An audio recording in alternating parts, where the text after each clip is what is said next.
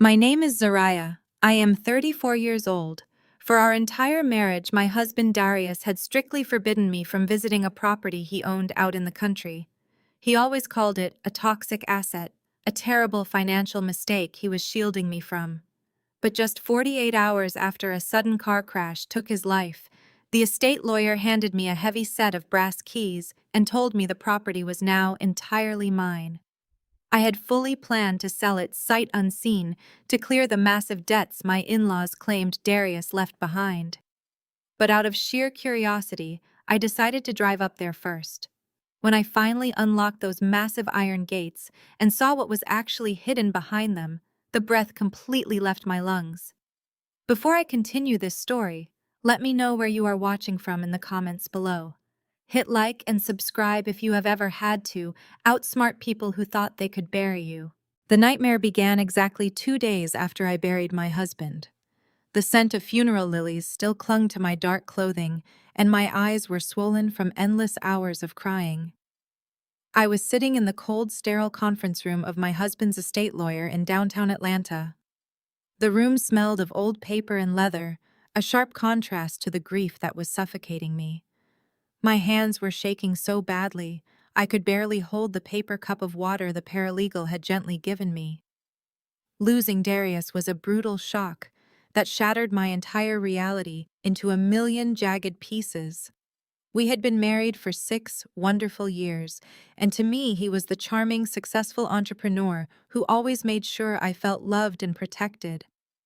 I thought we shared absolutely everything. I thought our lives together were an open book. Whenever the topic of his rural property came up, he would simply kiss my forehead and tell me not to worry my head about his bad investments. He painted a picture of a rusted, neglected plot of land tangled in endless local zoning disputes. He made me promise to never waste my time driving out there. But the atmosphere in that conference room was anything but comforting or familiar. Sitting directly across from me were my mother-in-law Vivian and my brother-in-law DeAndre. Vivian was a woman who practically worshipped social status and wealth within the local Atlanta community. She wore her grief like a carefully curated designer accessory dressed in flawless black mourning attire, complete with a silk scarf, but her eyes were sharp, calculating and entirely dry. DeAndre, sitting right next to her, was a high-powered financial advisor who managed portfolios for wealthy clients. He always carried himself with an arrogant swagger, a man who genuinely believed he was the smartest person in any room he walked into. Today, however, he was bouncing his right knee under the table, a nervous, anxious habit I had rarely seen from him before. He kept checking his expensive watch as if racing against an invisible ticking clock. The lawyer, a soft-spoken older gentleman who had known Darius for years, slid a thick manila folder across the polished mahogany table. He looked at me with deep, genuine sympathy before explaining the final terms of the estate. He announced that Darius had left the rural property entirely to me, without any stipulations or restrictions. He handed me the keys. The metal felt heavy and incredibly cold in my sweaty palm. But before I could even process the shocking fact that I was now the sole legal owner of a farm I had never been allowed to see, DeAndre slammed a massive stack of documents right on top of the lawyer's folder. The loud, sharp thud made me jump in my seat, my heart pounding against my ribs. DeAndre leaned forward, his voice dripping with a thick layer of false, exaggerated concern. "Listen to me, Zariah," he said, adopting a soothing tone that felt entirely unnatural and rehearsed. "We know you are grieving deeply right now, and we want to take this heavy, stressful burden off your shoulders. Darius made some terrible, reckless business decisions before he passed away. That farm is a complete money pit, a financial disaster waiting to happen." He tapped the stack of papers aggressively with his index finger. "These are tax default notices and severe foreclosure warnings.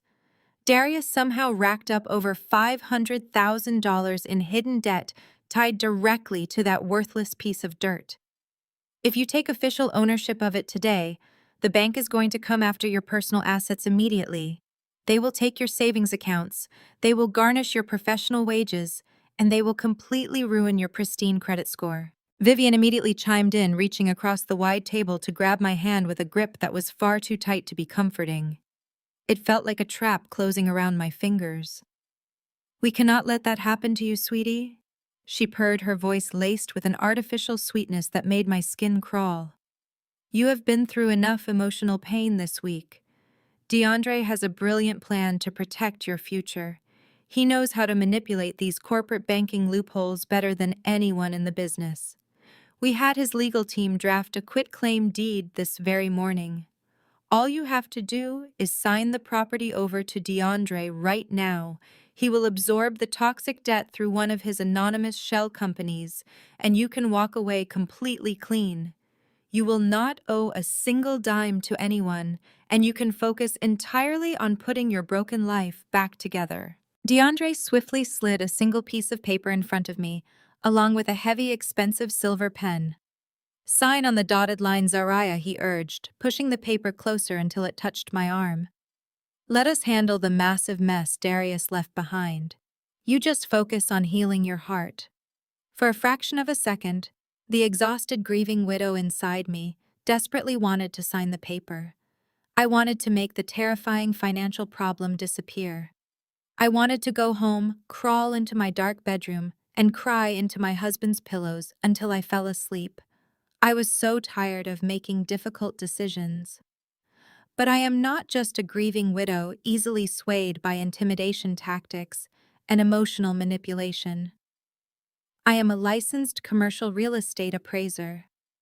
For over a decade, I have analyzed complex property values, intricate zoning laws, and hidden financial liabilities for some of the biggest corporate developers in Georgia. I read complicated tax documents and bank statements for a living. I know exactly how commercial debt works, and I definitely know how desperate people act when large sums of money are on the line. I looked down at the documents DeAndre had thrown on the table with a critical, highly trained eye. Something was glaringly wrong right from the start. The tax notices looked entirely generic, lacking the specific municipal stamps, official watermarks, and proper formatting required in that particular county. The legal wording of the foreclosure warnings did not match standard banking procedures for commercial agricultural properties. And then I looked back at DeAndre. Despite the aggressive, confident tone of his voice, a thick bead of sweat was rolling down the side of his face, soaking into his collar. His knee was bouncing faster now, vibrating so hard it was visibly shaking the heavy table leg. I shifted my analytical gaze to Vivian. Her smile was tight, stretched so thin across her face it looked like a painful, rigid grimace. She was pushing the silver pen into my fingers with an intensity that bordered on physical assault. Her manicured knuckles were literally turning white from the immense force she was applying. People who are selflessly trying to absorb $500,000 of debt out of the goodness of their hearts do not sweat through their expensive tailored suits, and they certainly do not try to physically force a pen into a grieving widow's trembling hand. I took a deep, steadying breath, letting the heavy fog of my grief temporarily clear, to make way for cold, hard professional logic. I slowly put the silver pen down on the table and firmly pushed the quitclaim deed back toward DeAndre. "I appreciate the generous offer," I said, keeping my voice completely level and devoid of any emotion. "But as a professional appraiser, I never sign over real estate without conducting a thorough site visit and a proper property valuation first. I will personally drive up to the property tomorrow morning and assess the physical liability myself. If the debt is truly tied to the land, as you claim, I will figure out how to liquidate it legally through the proper channels." The reaction was instantaneous and violently explosive. The carefully constructed mask of the caring mother-in-law slipped right off Vivian's face, revealing the raw hostility underneath. She slammed her hands flat on the wooden table, pushing herself up from her chair, her eyes blazing with a sudden, unhinged fury. "You ungrateful little gold digger," she screamed, her voice echoing sharply off the conference room walls. "We are trying to save you from complete bankruptcy and total ruin, and this is how you repay our kindness. You always thought you were so incredibly smart with your little real estate job. You are nothing but a stubborn, arrogant fool. Darius was absolutely right to keep you far away from our family business. You have absolutely no idea what you are doing, and you are going to destroy your own life." I did not raise my voice in response. I did not allow a single tear to fall from my eyes. The sheer venom and absolute desperation in her sudden outburst only confirmed my deepest professional suspicions. They were hiding something massive, and they were terrified of what I might find. I quietly picked up the heavy brass keys from the folder, dropped them safely into my designer purse, and stood up straight from the table, projecting a calm, unshakable authority I barely felt inside. I will have my own personal attorney review these supposedly urgent tax documents, I said calmly, looking down at the scattered papers one last time. Have a good afternoon, Vivian. I turned my back on their frantic shouting, walked purposefully out of the conference room, and headed straight for my car, ready to uncover whatever secret my husband had buried out in the country. The heavy glass doors of the law firm clicked shut behind me, sealing the chaotic shouting of my in-laws inside the building. I marched straight to my car, with my spine rigid and my vision completely clear. I gripped the steering wheel of my sedan so tightly my knuckles turned white, but my mind was operating with cold and clinical precision. I merged onto the northbound interstate, leaving the towering skyscrapers of downtown Atlanta in my rearview mirror. The highway stretched out before me, cutting through the dense Georgia pine trees, as I drove toward the rural outskirts of the city. Every single mile marker I passed triggered a sharp, rapid-fire memory of my husband and the elaborate web of lies he had spun throughout our marriage. Darius had always been a master of manipulation, masking his deception under the guise of being a fiercely protective husband. I remembered a specific conversation we had in our kitchen just a year ago. He was pouring a glass of expensive bourbon, massaging his temples with a perfectly crafted expression of pure exhaustion. When I asked him why the rural property taxes were draining our joint checking account, he looked at me with those warm, soulful eyes and lied directly to my face. He called the farm a completely toxic asset. He claimed he had purchased it years before we met, hoping to develop affordable housing, but the soil testing had failed miserably. He fabricated an elaborate story about endless zoning lawsuits, with the county commission environmental hazard fees and hostile squatters trashing the property. I was a highly trained commercial real estate appraiser. My entire career was built on sniffing out bad investments and exposing fraudulent property values. I could spot a bad deal from a mile away in a corporate boardroom. Yet I had believed every single word my husband said. I believed him because he framed his lies as a sacrifice. He told me he was bearing the immense financial burden of that toxic property entirely on his own just to protect our family from stress. He made me promise to never waste my valuable professional time driving out to the country to look at a rusted wire fence and a collapsed barn. He used my love for him as a blindfold, and I had willingly tied it around my own eyes. I gripped the steering wheel harder, as the humiliation of my own gullibility burned in my chest. The GPS navigation system on my dashboard signaled that I was approaching the final turn. The dense highway traffic had thinned out entirely, replaced by winding two-lane country roads shaded by massive old-growth oak trees. The asphalt was supposed to transition into a rough, unpaved gravel road, according to the county maps I had quickly reviewed on my phone before leaving the city. I braced myself for the jarring impact of potholes and overgrown weeds scraping the undercarriage of my car. I fully expected to see a dilapidated wooden sign hanging off a rusted chain-link fence. I expected to find a property drowning in neglect, validating the toxic asset narrative Darius had violently drilled into my head. Instead, the navigation app instructed me to turn left, and my sedan glided onto a stretch of pristine, freshly poured black asphalt. I slammed my foot on the brake pedal, bringing the car to a screeching halt. The breath completely left my lungs. Directly in front of me stood a towering fortress. Two massive columns of imported Italian limestone flanked a set of spectacular wrought iron security gates. The sheer scale and architectural dominance of the entrance belonged in a luxury real estate magazine, not on a neglected agricultural plot. My professional appraiser instincts instantly hijacked my grieving brain. I stared at the intricate masonry work and the heavy gauge steel of the custom gates. My mind began running a rapid internal calculator. The stonework alone easily cost $80,000. The custom iron fabrication was at least another $50,000. I slowly drove my car up to the security keypad mounted on a polished steel pedestal. The landscaping surrounding the entrance was utterly immaculate. Perfectly pruned crepe myrtles and rows of expensive imported hydrangeas lined the perimeter. Hidden irrigation lines kept the manicured grass a vibrant, impossible shade of green despite the harsh Georgia heat.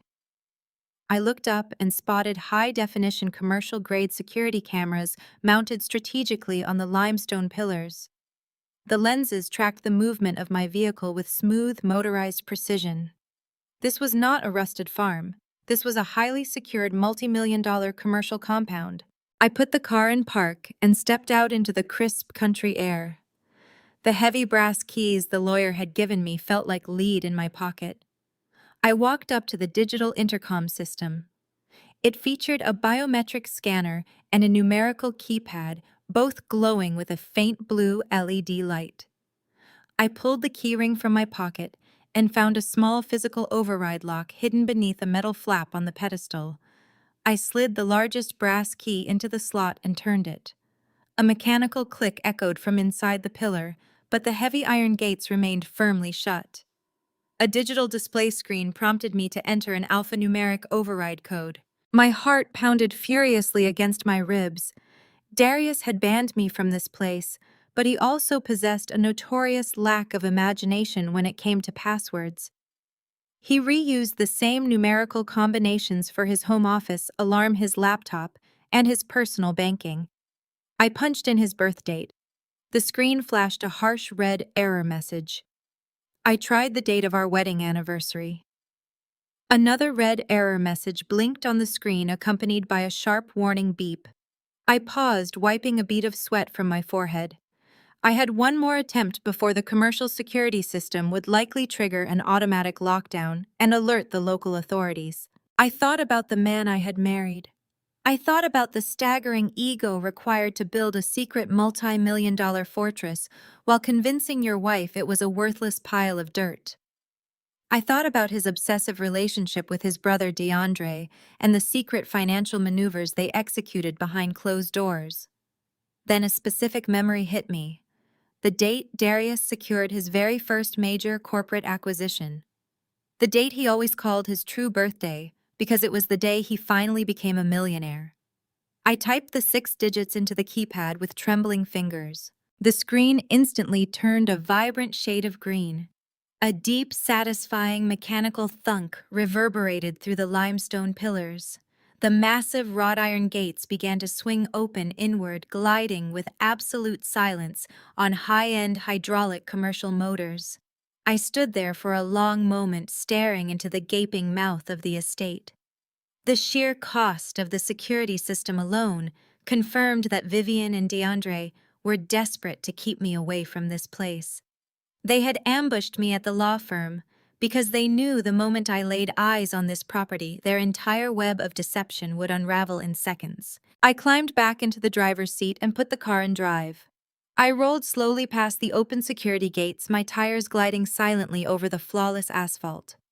The driveway stretched out for over a mile, winding its way up a gentle incline, bordered by magnificent old oak trees draped in Spanish moss. Every square inch of the property was meticulously maintained. White wooden fences ran parallel to the road, enclosing vast stretches of pristine green pastures. But there were no farm animals. There was no rusted farm equipment sinking into the mud.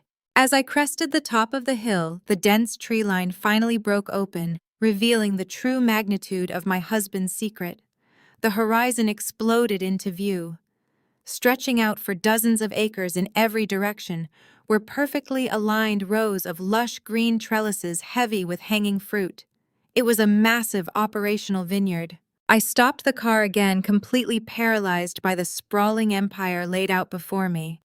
In the center of the vineyard stood a breathtaking main estate building constructed of glass timber and native stone. It featured wraparound observation decks and towering architectural windows designed to capture the spectacular country sunsets. Adjacent to the main building was a massive climate-controlled wine production facility and a cluster of high-end eco-resort guest cabins nestled into the wooded hillside. Several luxury vehicles were parked in the designated guest lots. I could see wealthy patrons strolling through the tasting gardens holding crystal wine glasses. Darius had not left me a toxic asset. He had not left a worthless farm drowning in zoning lawsuits. Behind my back, while smiling in my face and kissing me goodnight, my husband and his family had built a luxury commercial empire. The betrayal sliced through my chest, sharper than a physical blade. I tightened my grip on the steering wheel, my grief evaporating completely. In its place, a cold, calculated, and lethal rage began to take root. I took my foot off the brake pedal and drove toward the main estate building, ready to face the monsters who were currently sitting inside my property. I parked my sedan between a gleaming silver Bentley and a sleek black Porsche in the designated VIP parking area. Stepping out of the vehicle, I immediately noticed the discreet but highly professional branding etched into the native stone retaining walls. Sunset Legacy Estate, it read in elegant gold leaf lettering. The name itself felt like a cruel joke, a legacy built on absolute deception.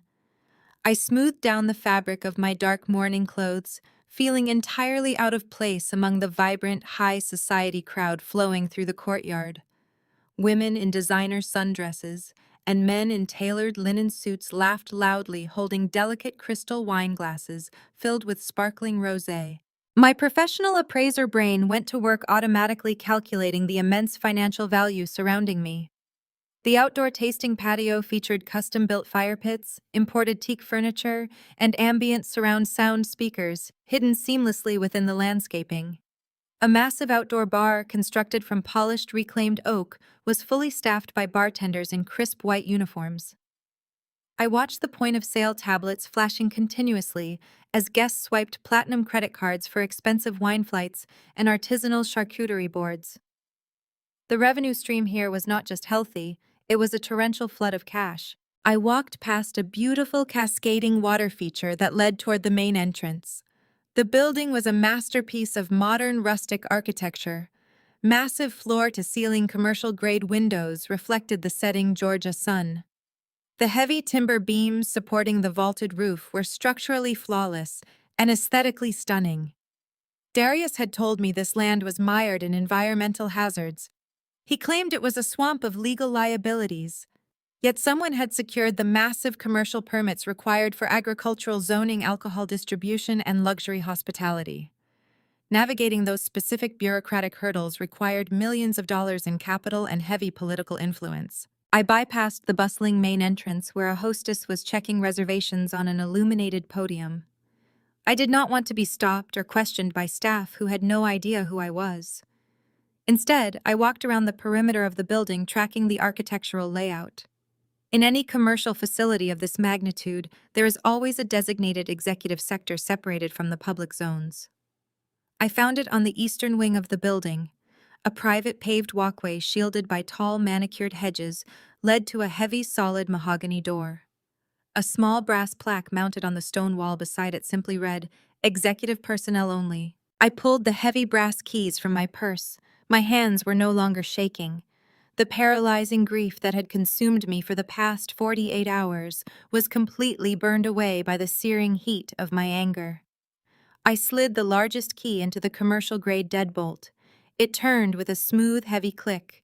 I pushed the mahogany door open and stepped into the private sanctuary of Sunset Legacy Estate. The transition from the noisy, bustling public patio to the silent, air-conditioned executive corridor was jarring. The hallway was lined with plush acoustic carpeting that absorbed the sound of my footsteps. Original abstract artwork hung on the walls, illuminated by gallery-style gallery lighting. I walked slowly down the corridor, my eyes scanning the closed doors. Accounting, human resources, marketing. This was a fully operational corporate headquarters. At the very end of the hallway, a set of double-glass doors stood partially open. The faint sound of clinking glass and familiar voices drifted out into the quiet corridor. I recognized the sharp, haughty laughter immediately. It was my sister-in-law, Kendra. I approached the doors with silent, deliberate steps. Through the gap in the glass, I saw an executive office that rivaled the penthouses of Fortune 500 CEOs. The room featured a massive panoramic window overlooking the sprawling vineyard. A custom marble conference table dominated the center of the space. Sitting at the head of that table was my mother-in-law, Vivian. Sitting casually on the edge of the desk was Kendra. The women inside this room bore absolutely no resemblance to the devastated, grieving family members who had ambushed me at the law firm just a few hours ago. The somber black mourning attire was completely gone. Vivian was wearing a vibrant emerald green silk blouse and heavy gold jewelry. She was holding a crystal wine glass, swirling a dark red vintage with practiced elegance. Kendra wore a fitted designer blazer and was scrolling through an iPad, laughing at something on the screen. "We need to increase the wholesale pricing on the reserve bottles by 15%, Vivian instructed, taking a delicate sip of her wine. "The weekend tasting crowds are buying us out too quickly. Tell DeAndre to adjust the inventory projections for the upcoming holiday weekend." Kendra tapped the screen of her iPad. "I already sent the email to the distribution team. DeAndre is handling the final vendor contracts right now." She paused and took a long drink from her own glass. I still cannot believe how easily she walked out of that lawyer's office. "Do you really think she bought the story about the tax defaults?" Vivian rolled her eyes and set her crystal glass down on the marble table. "Zariah is a naive, emotional fool. She is too busy crying over Darius to actually look into the corporate filings.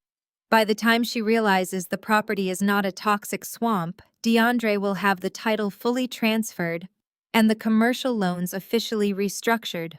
She will be stuck with a mountain of personal debt, and we will finally have complete legal control of the estate." I pushed the heavy glass doors open. They hit the doorstops with a loud, solid thud that echoed through the massive executive office. Vivian and Kendra both jumped sharply at the sudden noise. Their heads snapped toward the entrance. The relaxed, arrogant smiles vanished from their faces, instantly replaced by genuine shock. Kendra nearly dropped her iPad. Vivian froze with her hand hovering over her wine glass, her eyes widening in pure horror as she registered my presence. I stood in the doorway, radiating a cold, furious energy. I did not wear a vibrant silk blouse or expensive gold jewelry. I was still wearing the dark, somber clothes I had put on to mourn my husband. But the woman standing before them was no longer a weeping widow. "The tax defaults were a fascinating story, Vivian," I said, my voice dangerously calm and perfectly steady. I must admit the dramatic performance in the conference room was incredibly convincing. DeAndre sweating through his suit was a particularly nice touch. Kendra recovered from her initial shock first. Her surprise rapidly morphed into aggressive defensive hostility. She slammed her iPad down on the table and stood up, squaring her shoulders. "What are you doing here, Zariah?" she demanded, her voice shrill and commanding. "This is a highly restricted private office. You are trespassing on commercial property. Security will have you arrested if you do not leave this building immediately." I reached into my designer purse, pulled out the heavy brass key ring, and tossed it onto the marble conference table. The metal keys clattered loudly across the polished stone surface, sliding right past Vivian's wine glass. "I cannot trespass on a property that I legally own." "Kendra," I replied, taking a slow, deliberate step into the office. "The estate lawyer handed me those keys this morning. Darius left this entire compound to me. Every single acre of vineyard, every bottle of wine in the production facility, and every square inch of this overly decorated office belongs to me." Vivian stood up, slowly, pushing her chair back from the table. The initial shock had worn off, and the vicious, calculating matriarch returned in full force. She did not bother to put the grieving mother mask back on. The facade dropped completely, leaving only raw, unveiled malice. She looked me up and down with an expression of profound disgust. "You own absolutely nothing, Zariah," she sneered, her voice dripping with venomous elitism. "You hold a worthless piece of paper that means nothing in the real world of corporate finance. We have been running this multi-million-dollar operation behind your back for 3 long years. Darius built this empire with us, not you." I looked at the panoramic window overlooking the sprawling vineyard. 3 years. While I was working 50-hour weeks at the appraisal firm, helping pay our household bills and planning our future, my husband was funneling money and resources into a secret luxury estate with his family. Why, I asked, keeping my voice perfectly level despite the crushing betrayal. Why go to such extreme lengths to hide an entire commercial enterprise from your own wife? Kendra let out a sharp, mocking laugh. She crossed her arms over her chest and looked at me like I was an ignorant child. Because you do not belong here, Zariah. Look at you. Look at how you dress, how you speak, how you carry yourself. You are painfully ordinary. Vivian stepped around the marble table, closing the distance between us. Darius kept you in the dark because you do not belong in elite circles. She stated, her words calculated to inflict maximum psychological damage. This estate caters to the wealthiest, most influential families in Atlanta: politicians, corporate executives, celebrities. Darius knew you could never navigate this level of high society. You are just a number cruncher. A boring, rigid appraiser who only understands spreadsheets and risk assessments. You have no vision, no class, no understanding of true legacy. Vivian raised her chin, looking down her nose at me with absolute contempt. You were a convenient, comfortable wife for his quiet suburban life. But Sunset Legacy Estate required sophistication and ruthlessness. He partnered with us because we share his ambition. We are his true family. You were just a temporary placeholder keeping his bed warm while he built his real future with us. The sheer cruelty of her words was designed to break me, to send me running back to my car in tears. They wanted to crush my spirit so completely that I would sign away my rights just to escape their vicious psychological abuse. But Vivian made a catastrophic miscalculation. She assumed my professional identity as a number cruncher was a weakness.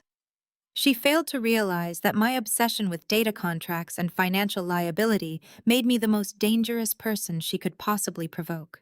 I did not flinch. I did not cry.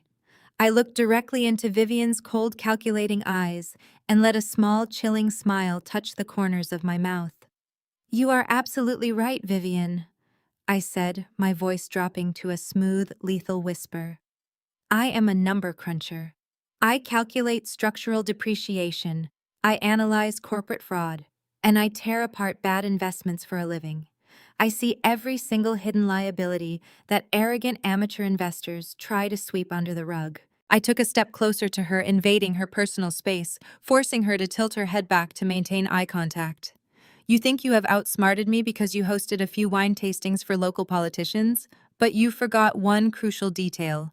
In the world of commercial real estate, whoever holds the deed holds the ultimate leverage. I turned my back on Vivian and Kendra, leaving them standing in stunned silence. I walked back to the marble conference table, picked up my heavy brass keys, and dropped them back into my purse. I did not need to scream or throw a tantrum.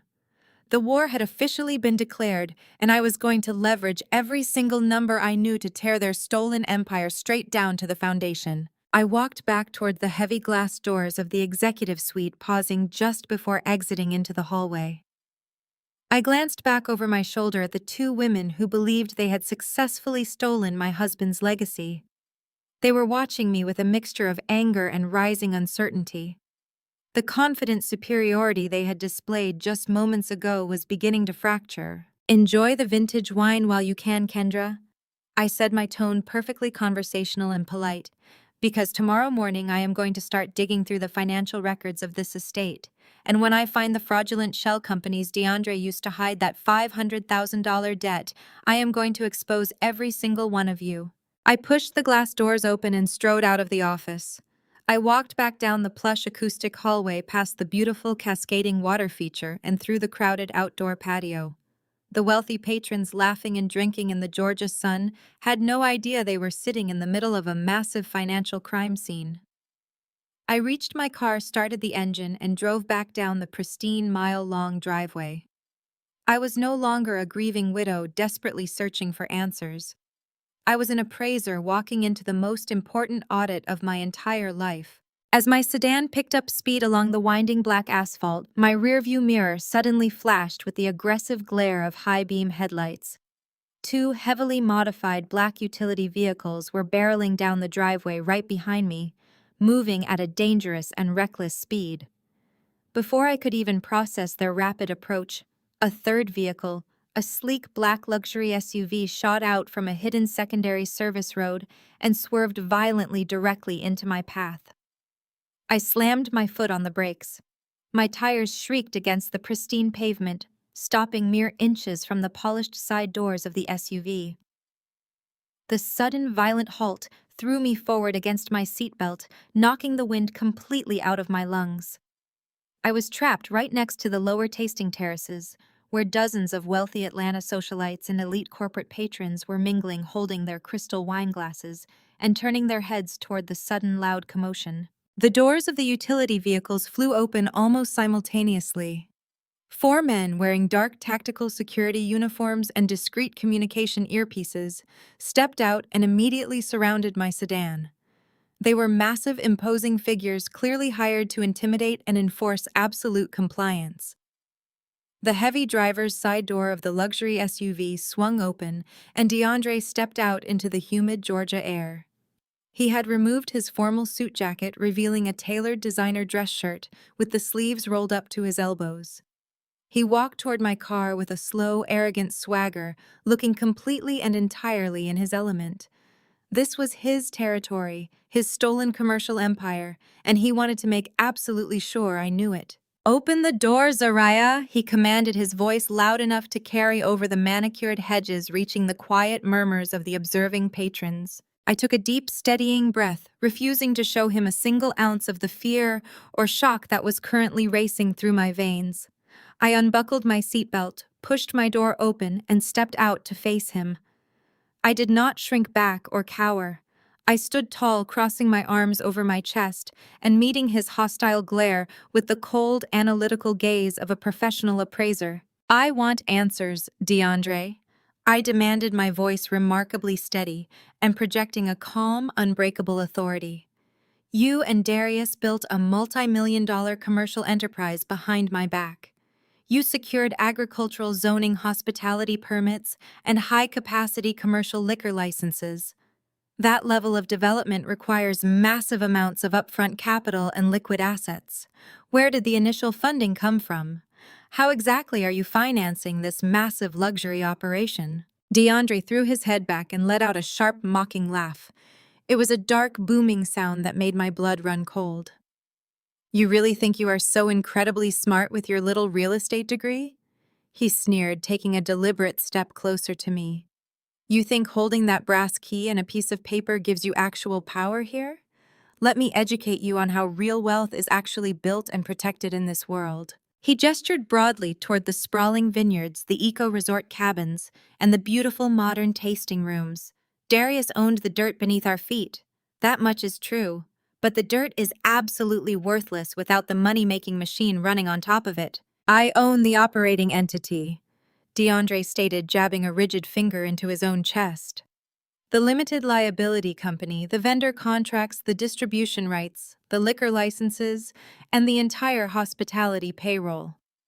All of it sits firmly under my name and my corporate umbrella. Darius was just the silent landholder. We structured it that way specifically to keep you completely locked out of the finances. You might have inherited the physical land today, but my operating company holds an ironclad 99-year commercial lease on every single inch of this property. We pay the landholder exactly $1 a year. Your deed is nothing but a useless piece of paper wrapped in corporate loopholes and legally binding lease agreements that you can never possibly break." My professional appraiser mind rapidly processed his arrogant words, tearing apart the legal structure he had just laid out. A 99-year lease for $1 a year was a classic aggressive asset protection strategy used by corrupt developers. It meant the physical land was legally encumbered to the point of being entirely useless to anyone trying to sell it on the open market. No legitimate commercial buyer would ever purchase land they could not occupy, utilize, or develop for a century. DeAndre and my husband had successfully trapped the physical asset beneath an impenetrable corporate shield, rendering my inheritance functionally worthless. "You are completely out of your depth, Zariah." DeAndre continued, his voice dropping to a menacing pitch designed to instill absolute terror. If you try to fight us, if you try to take this ridiculous dispute to court, we will drag you through a decade of brutal commercial litigation. I have a team of ruthless corporate defense attorneys on retainer who specialize in bleeding amateur plaintiffs dry. We will bury you in endless discovery motions, legal injunctions, and procedural delays until you are entirely bankrupt. You will run out of money to pay your legal fees before we even reach a pretrial hearing. He took another step forward, closing the physical distance between us until he was looming directly over me. And while you are drowning in attorney bills, that $500,000 debt Darius left behind is going to completely destroy your personal credit. That debt is very real, and it is coming for you. The bank will seize your suburban house. They will garnish your professional wages. You will lose your appraiser license the moment you file for personal bankruptcy. Your entire comfortable little life will be burned to ashes. DeAndre leaned in so close I could smell his expensive cologne mixed with the bitter scent of stale coffee on his breath. "Unless you do exactly what I tell you to do," he threatened. "You have exactly 24 hours to sign that quitclaim deed and transfer the land to my holding company. If you sign it, I will absorb the debt and let you walk away with your pathetic little life intact. If you refuse, I will personally make sure you are left with absolutely nothing." I glared at him, my mind racing with legal strategies and financial countermeasures. "I am not signing anything," I stated firmly, my voice unwavering despite the massive threat hanging over my head. DeAndre let out a heavy, dramatic sigh, acting as if my defiant refusal was simply an irritating inconvenience rather than a genuine obstacle. "Have it your way," he said coldly. He turned to the 4 massive security guards flanking my car. "Remove this trespasser from my commercial property," he ordered, his voice carrying a cruel, authoritative snap. "Escort her entirely off the premises. Do it right now." The guards moved in instantly with military precision. 2 of them grabbed my arms with bruising, terrifying force, while a third reached directly into my sedan and snatched the keys right out of the ignition. "Take your hands off me!" I shouted, struggling fiercely against their massive iron grips. "This is my personal vehicle." DeAndre snatched the keys from his security guard and smiled wickedly, twirling the keyring around his finger. "Your vehicle is currently parked illegally on my leased commercial property. It will be impounded until you present the proper corporate release paperwork. You can walk to the county road." The guards did not give me a chance to argue or fight back. They practically dragged me forward, forcing me to walk away from my car and marching me down the long, winding black asphalt driveway. We passed directly by the lower tasting terraces where the ambient outdoor music had abruptly stopped.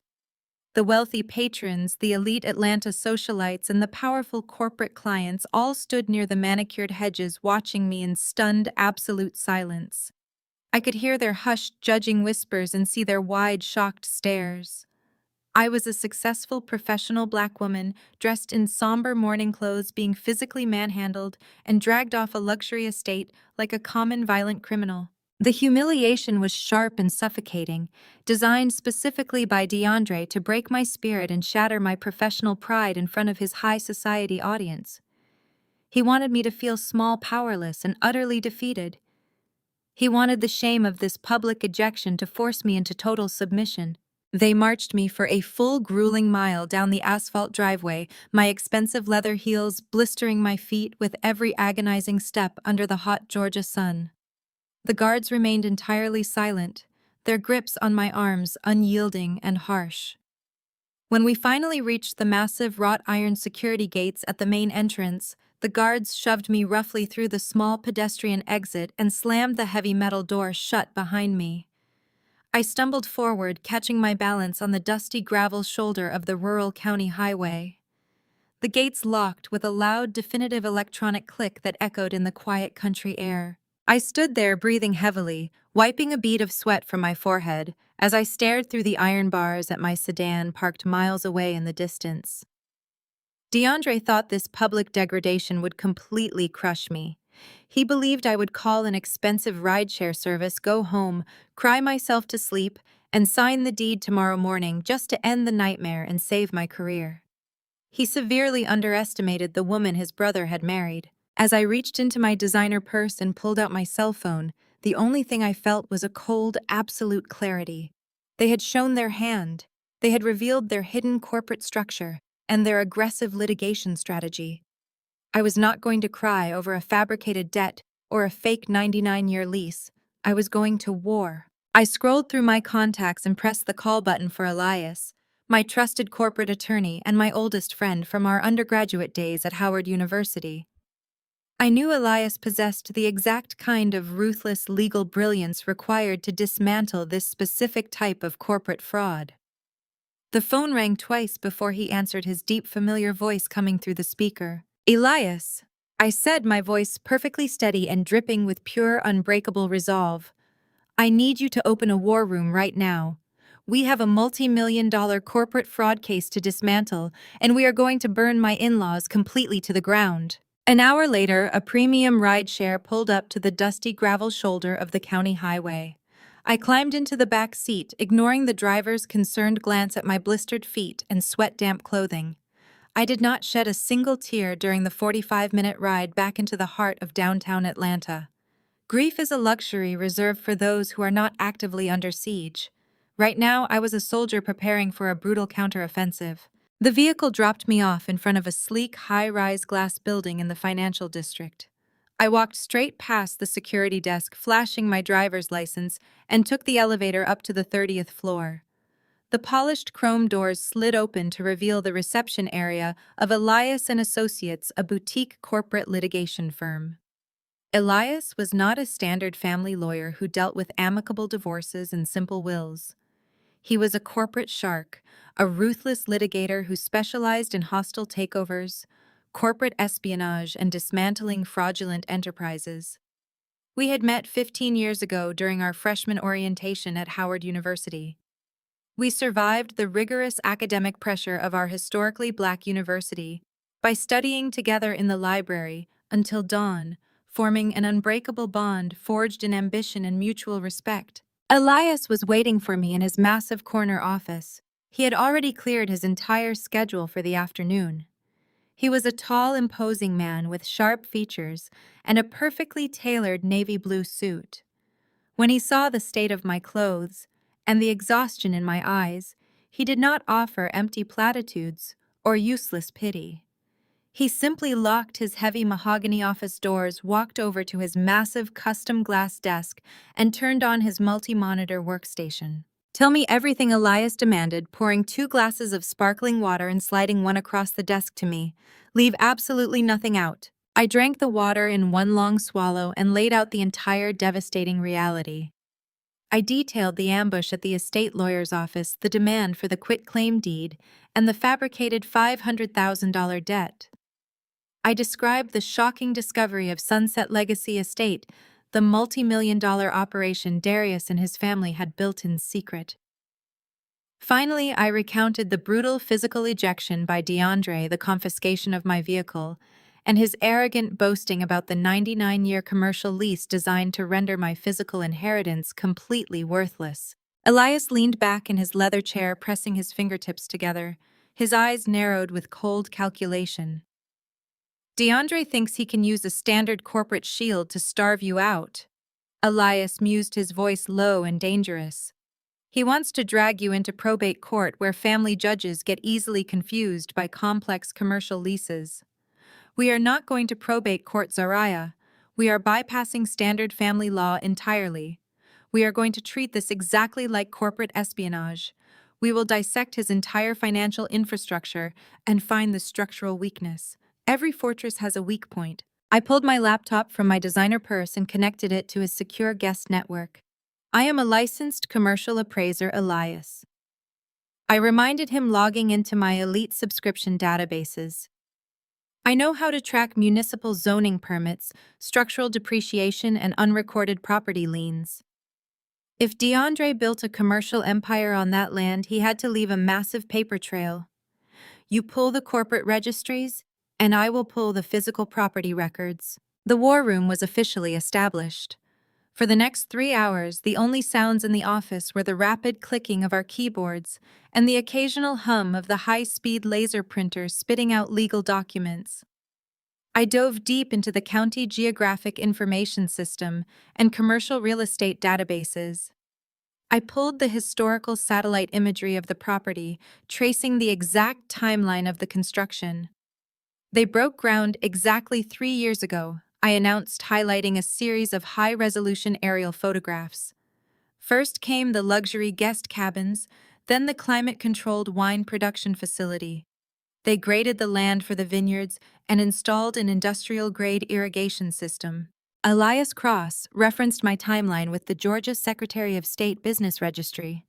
He was typing furiously, his eyes darting across 3 different monitors. DeAndre is sloppy. Elias noted a triumphant smirk playing on his lips. He thinks he is a financial genius, but he used standard nesting doll tactics. He did not just create one limited liability company to run the estate.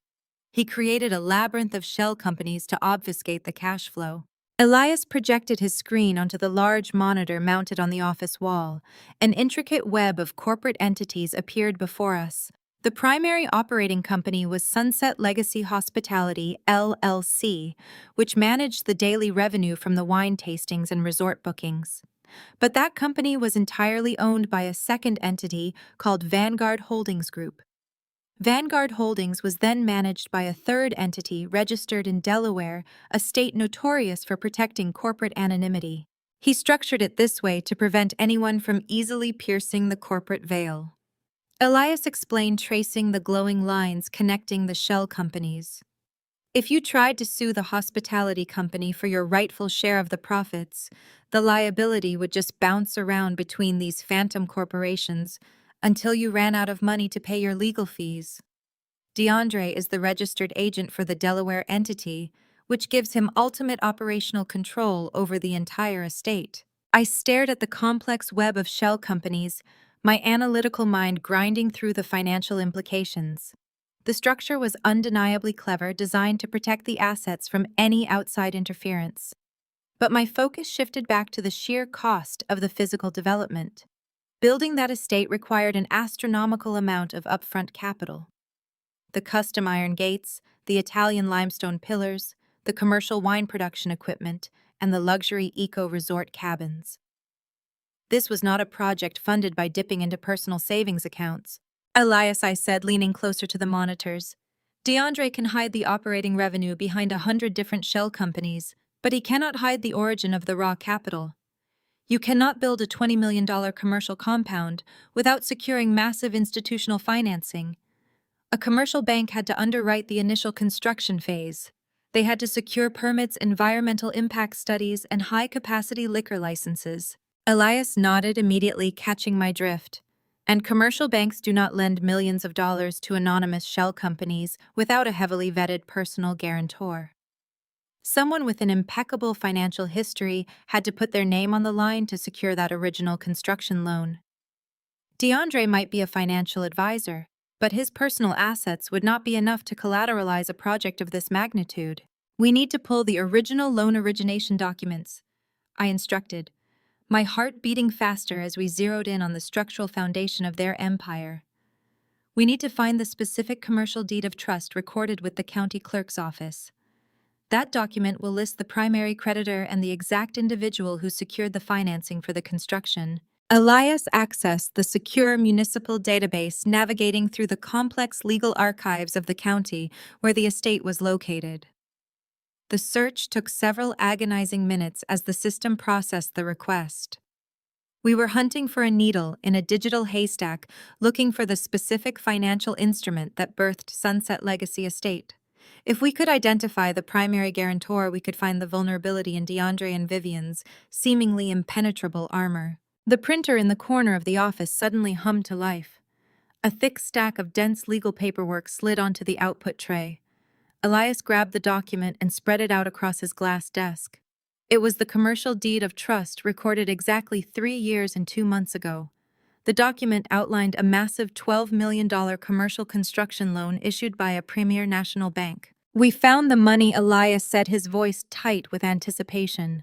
He flipped through the heavy pages, scanning the dense legal jargon, the amortization schedules, and the collateral agreements. The loan was structured in tranches, releasing funds at specific phases of the construction process. It was a sophisticated, aggressive financial instrument. Elias reached the final page of the document where the notarized signatures of the guarantors were located. I watched his face as his eyes fell upon the signature line. The triumphant energy in the room suddenly evaporated, replaced by a thick, suffocating silence. Elias slowly looked up from the document, his expression a mixture of profound shock and deep simmering outrage. He did not say a word. He simply turned the document around and slid it across the glass desk toward me. I looked down at the signature line. My eyes focused on the bold black ink resting on the dotted line. The world around me seemed to stop spinning. The ambient noise of the downtown traffic filtering through the windows vanished entirely. I stared at the name printed clearly and legally as the primary guarantor for the $12 million commercial construction loan. It was not Darius. It was not DeAndre. It was not Vivian. I was staring directly at my own name. My own signature perfectly forged on a binding federal financial document. The staggering reality of their betrayal crashed down on me with the force of a freight train. The war room had just uncovered something far more sinister than a hidden business or a deceptive lease agreement. The conflict had just escalated from family greed to a massive federal crime, and I was standing right at the absolute center of the blast radius. My eyes remained locked on the black ink of my forged signature. The handwriting was a flawless replication of the sweeping loop I always used for the first letter of my name. It was terrifyingly precise, mimicking the exact angle and pressure of my penmanship. I reached out and traced the letters with a trembling index finger, feeling a sudden violent wave of nausea wash over my entire body. Darius had not simply kept a secret from me. He had not just excluded me from his ambition. He had actively and maliciously harvested my identity while kissing me goodnight and promising me a beautiful future. Elias did not say a single word for a long minute. He just stared at the document, his jaw clenched so tightly I could see the muscles jumping beneath his dark skin. This was no longer a matter of greedy in-laws trying to secure a piece of prime real estate. The legal landscape had shifted instantly. This was identity theft and bank fraud on a massive federal scale. Securing a $12 million commercial construction loan using a stolen identity carried a mandatory minimum sentence in federal prison. "Let me see the rest of the origination packet," I whispered, my voice sounding hollow and detached from my own body. Elias immediately began printing the entire 100-page loan application directly from the municipal database. The heavy printer hummed continuously, spitting out page after page of absolute devastation.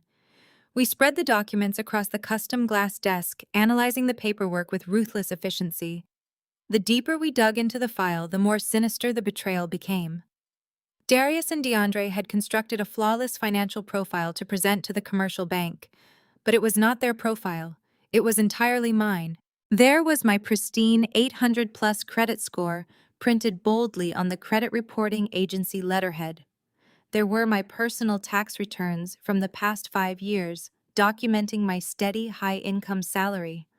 But the most sickening discovery was buried in the collateral section of the loan packet.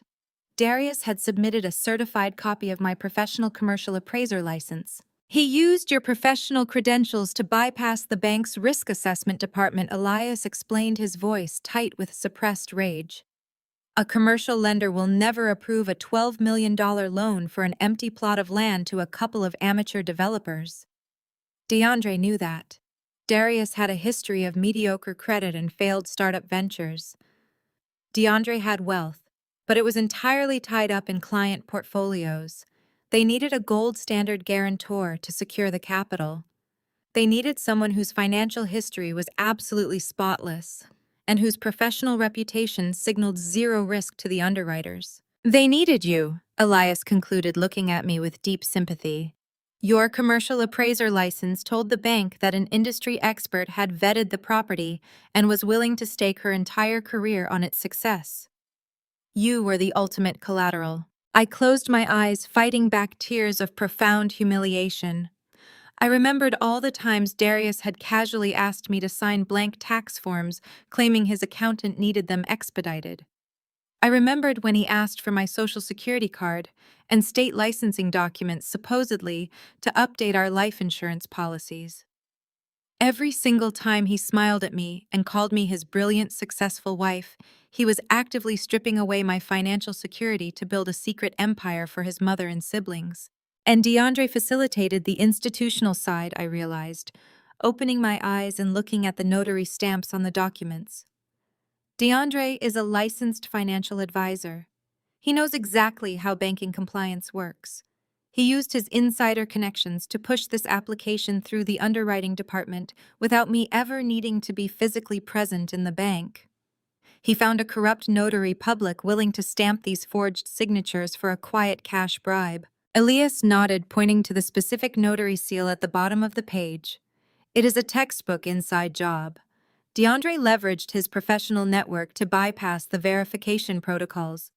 They knew you were too busy working 50-hour weeks at your firm to ever notice the massive credit inquiry. They hijacked your identity to build Sunset Legacy Estate. The sheer magnitude of the deception was suffocating, but my analytical mind refused to shut down. I grabbed another stack of papers from the pile. If I am the primary guarantor on the $12 million construction loan, then what exactly was that massive stack of default notices DeAndre shoved in my face at the law firm this morning? What is the $500,000 debt he was threatening to use to destroy my life? Elias quickly pivoted his attention back to his computer monitors. He typed, aggressively accessing the secondary lien records attached to the primary commercial deed. We need to find the specific promissory note DeAndre tried to use to force your signature on the quitclaim deed. If the $12 million went directly into the physical construction of the vineyard and the eco-resort, then where did the $500,000 liability come from? A new document appeared on the large screen mounted on the wall. It was a revolving commercial line of credit tethered directly to the primary construction loan. Because the bank believed an elite commercial appraiser was backing the project, they had approved an additional unsecured $500,000 credit line for operational expenses and emergency overruns. Elias pulled the withdrawal ledger for that specific credit line. The screen filled with hundreds of individual transactions spanning the last 3 years. We leaned in close, analyzing the itemized list of expenditures. We expected to see payments to construction contractors, irrigation specialists, and architectural firms. Instead, we saw something entirely different. $50,000 wired to a luxury foreign auto dealership. $35,000 spent at elite European design boutiques. Massive cash withdrawals made in the Bahamas and the French Riviera. $20,000 charges at high-end jewelers in downtown Atlanta. I stared at the screen, feeling a cold, lethal anger completely replace my shock. The mysterious $500,000 debt was not a business failure. It was not a penalty for environmental hazards or zoning disputes like Darius had claimed.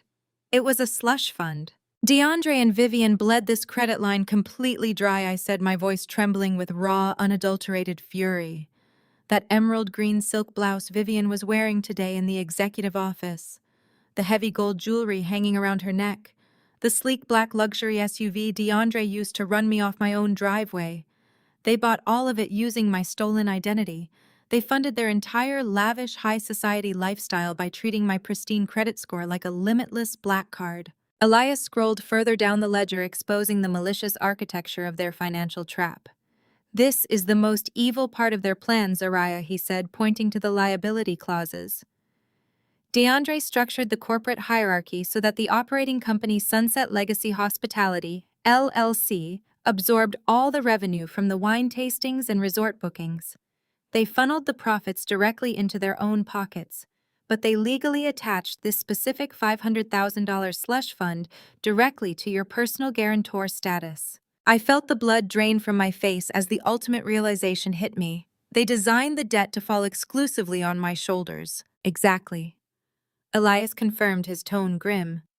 They isolated the operational wealth in DeAndre's name, but dumped all the toxic liability onto you. If the estate ever defaulted, or if they simply wanted to squeeze you out of the picture, they could intentionally stop making payments on this specific line of credit.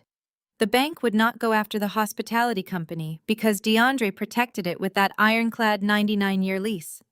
The bank would execute the default directly on you. The trap was diabolical in its perfection. Darius and his family had enjoyed years of extravagant wealth completely insulated from any financial risk. Meanwhile, they held a loaded gun to my head without me ever knowing it. If I had signed that quitclaim deed this morning, DeAndre would have gained absolute unencumbered ownership of the physical land, completing his total theft of the estate. Then he would have deliberately defaulted on the slush fund. The bank would have seized my suburban home, garnished my wages, and permanently revoked my commercial appraiser license, leaving me entirely destitute. They intended to ruin my life to pay for their luxury vacations and designer clothes. Darius dying in that car crash interrupted their final phase, I whispered, piecing the timeline together. He was supposed to get me to sign over the property quietly, probably under the guise of another fake tax document. When he died unexpectedly, Vivian and DeAndre panicked. They knew the estate lawyer would hand me the keys and reveal my ownership of the land. That is why they ambushed me so aggressively this morning. They needed me to surrender the deed before I ever saw the vineyard, or realized I was the primary borrower on a $12 million loan. They thought you were just a grieving emotional widow, Elias added. They assumed they could terrorize you with the threat of bankruptcy and force your hand before you ever thought to call an attorney. They severely underestimated who they were dealing with. I stood up from the desk, pacing the length of the corner office. The grief I had felt for my husband was officially dead. The man I loved had never existed. Darius was a predator, a sociopathic con artist who used marriage as a vehicle for massive financial exploitation. He had handed me over to his mother and brother to be slaughtered for their financial gain. I stopped pacing and turned back to face Elias. My reflection in the floor-to-ceiling glass windows showed a woman who had been pushed past the breaking point. The betrayal was absolute, but the power dynamic had just shifted violently in my favor. They thought they had trapped me, but they had actually handed me the keys to their destruction. By making me the primary guarantor of the entire construction loan, they had inadvertently given me ultimate authority over the debt. What happens if we go to the police right now? I asked, testing the legal waters.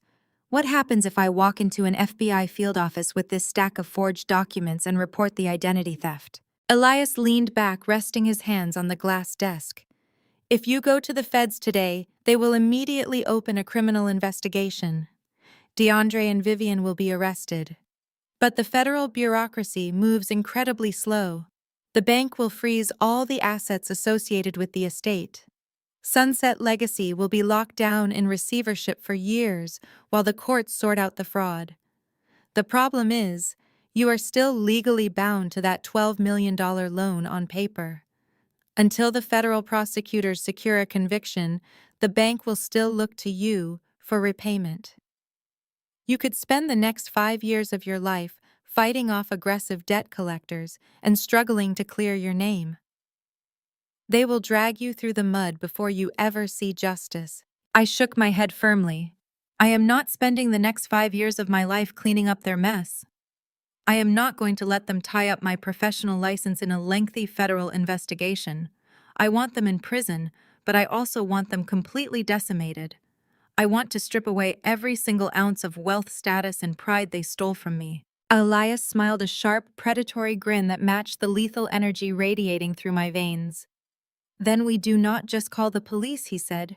We use commercial real estate law to execute a hostile takeover. You are the primary creditor, Zariah. You own the land and you hold the leverage over the debt. We flip their own trap against them. I walked back to the desk and placed my hands flat against the cool glass, staring at the glowing monitors displaying their fraudulent empire. Set up the board, Elias, I ordered, my voice cold and unwavering. We are going to let them think they won. We are going to let them walk right into their own execution. Elias did not hesitate for a single second. He immediately pulled up a blank digital whiteboard on the massive screen, illuminating the darkened office with a stark bright light. We began mapping out the exact timeline of my husband's ultimate betrayal, reconstructing the intricate steps of his unfinished master plan. It was like examining the blueprints of a bomb designed specifically to detonate under my life. The tragic irony was that the sudden fatal car crash had actually functioned as a miraculous intervention.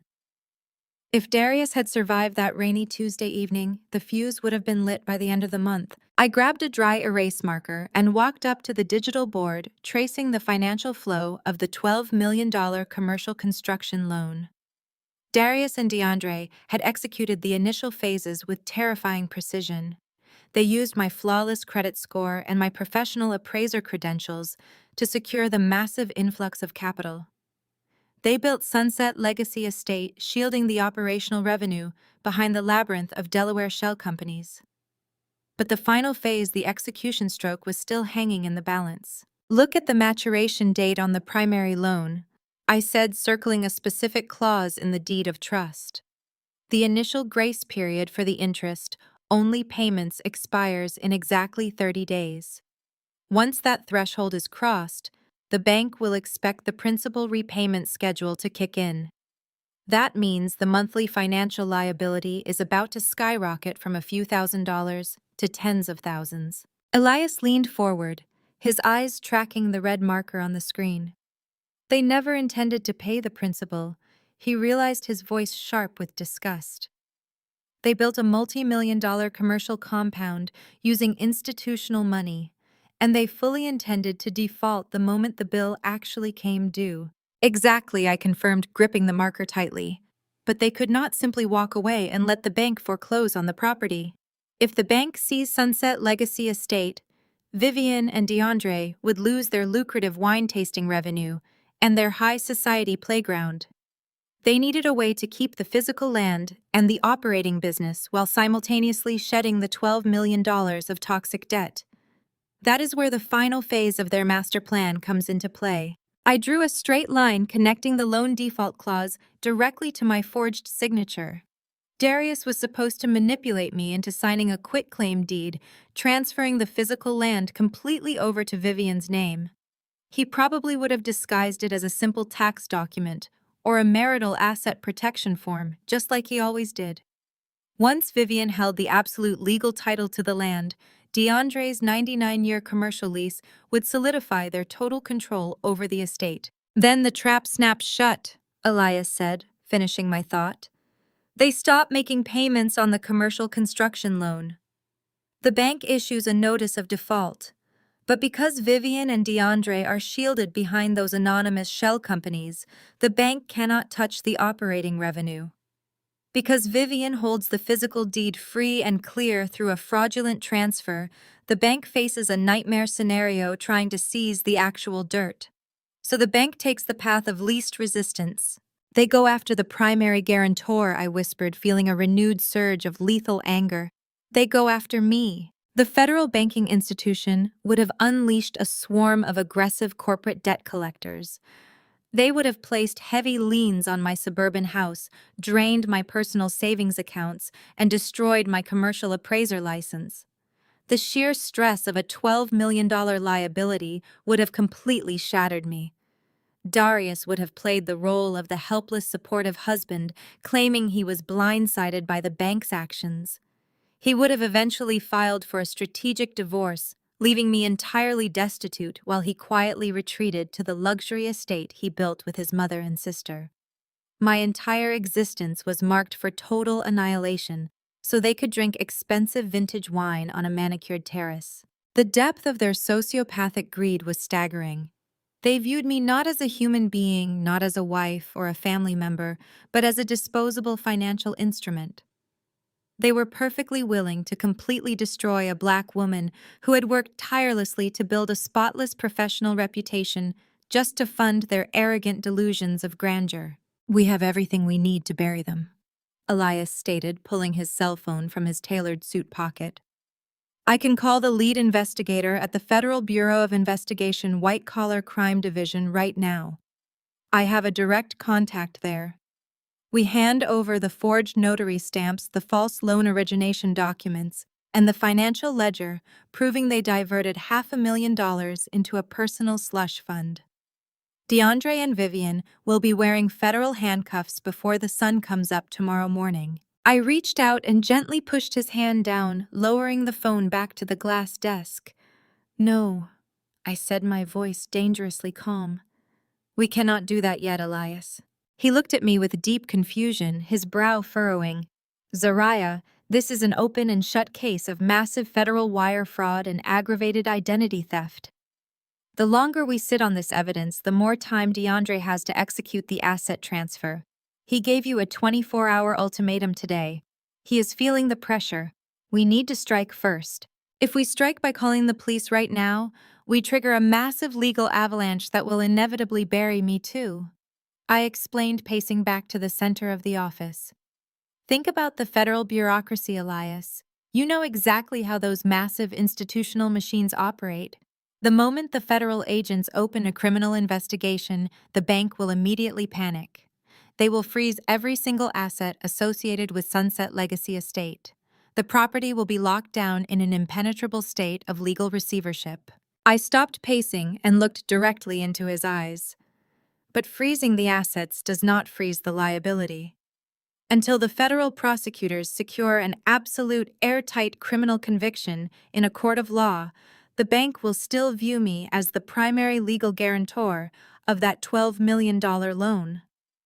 The fraud investigation could easily drag on for 3 to 5 agonizing years.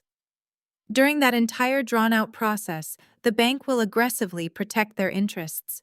They will absolutely freeze my personal bank accounts. They will suspend my commercial appraiser license pending the outcome of the federal probe. I will not be able to work. I will not be able to pay my mortgage, and my professional reputation in Atlanta will be permanently destroyed by the mere association with a massive federal fraud scandal. Elias slowly lowered his phone, placing it flat on the glass desk. He let out a long, heavy breath, realizing the brutal reality of the legal trap. "You are right," he admitted, his voice dropping to a low, frustrated rumble. "The bank underwriting department will treat you as a hostile flight risk until the federal judge officially clears your name. DeAndre knows this. That is exactly why he is so incredibly arrogant.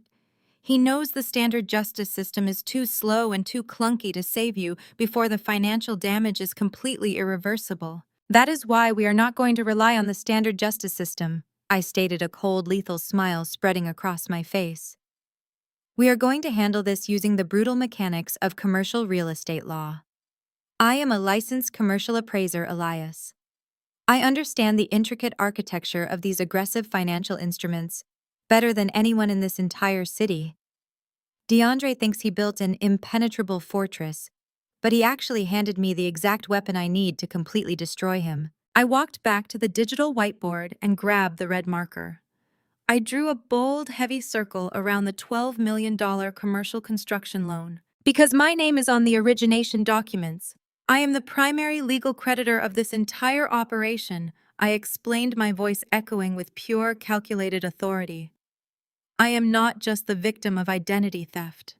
In the eyes of the bank and the commercial real estate market, I am the supreme architect of Sunset Legacy Estate. I legally own the physical dirt, and I legally control the primary debt." DeAndre structured his 99-year commercial lease to protect his operating company from outside interference. But he made one catastrophic amateur mistake. Elias leaned forward, his eyes tracking my movements with intense, focused anticipation. "What did he miss?" he asked. "He tied his commercial lease directly to the primary construction loan," I said, tapping the red marker against the board for emphasis.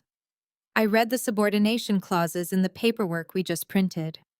In order to secure the $12 million from the bank, DeAndre had to legally subordinate his operating lease to the primary deed of trust.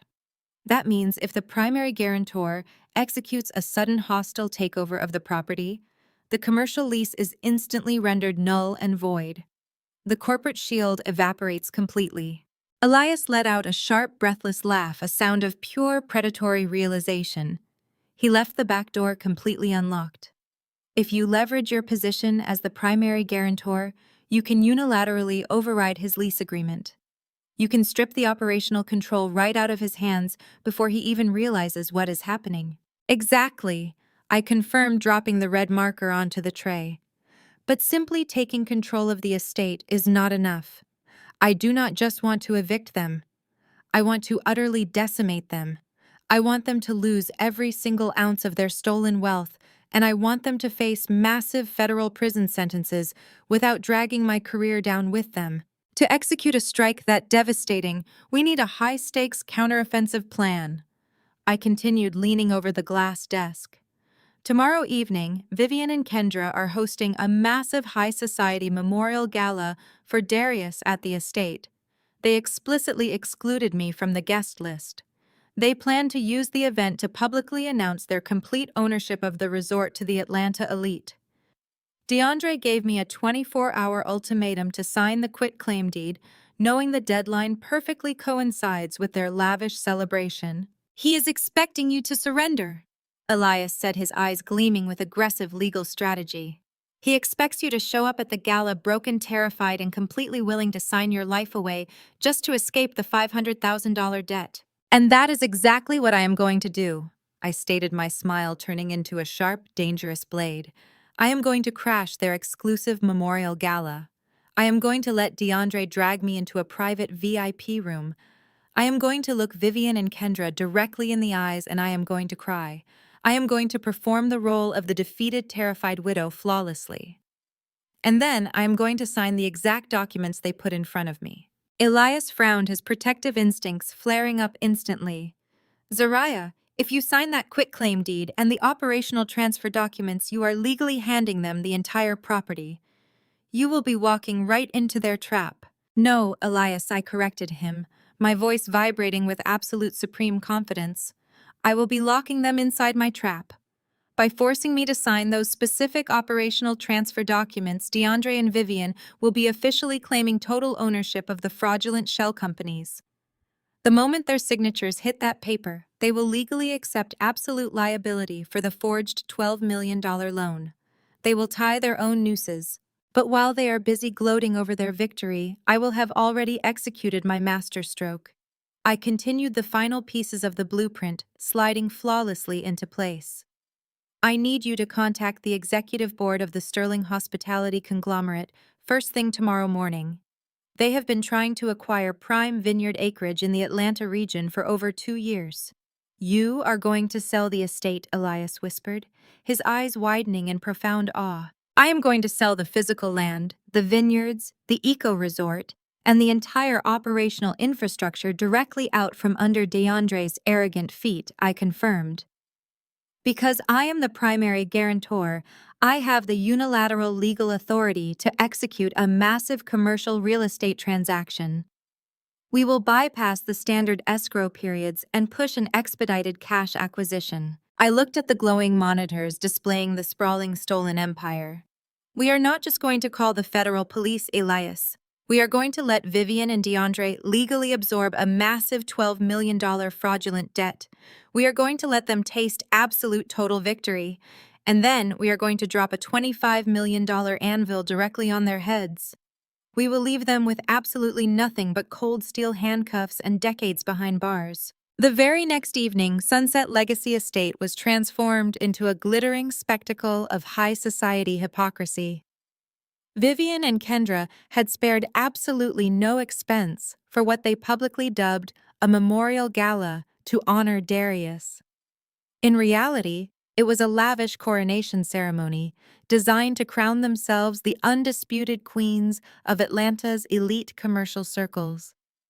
Valets in crisp white uniforms sprinted across the circular driveway, parking a continuous stream of Maybach's G-Wagons and imported sports cars.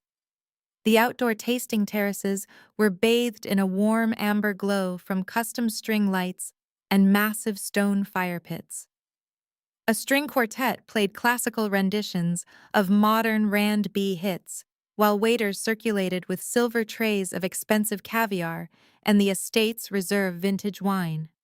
The guest list was a meticulously curated collection of the city's most powerful Black professionals, wealthy venture capitalists, and influential political figures.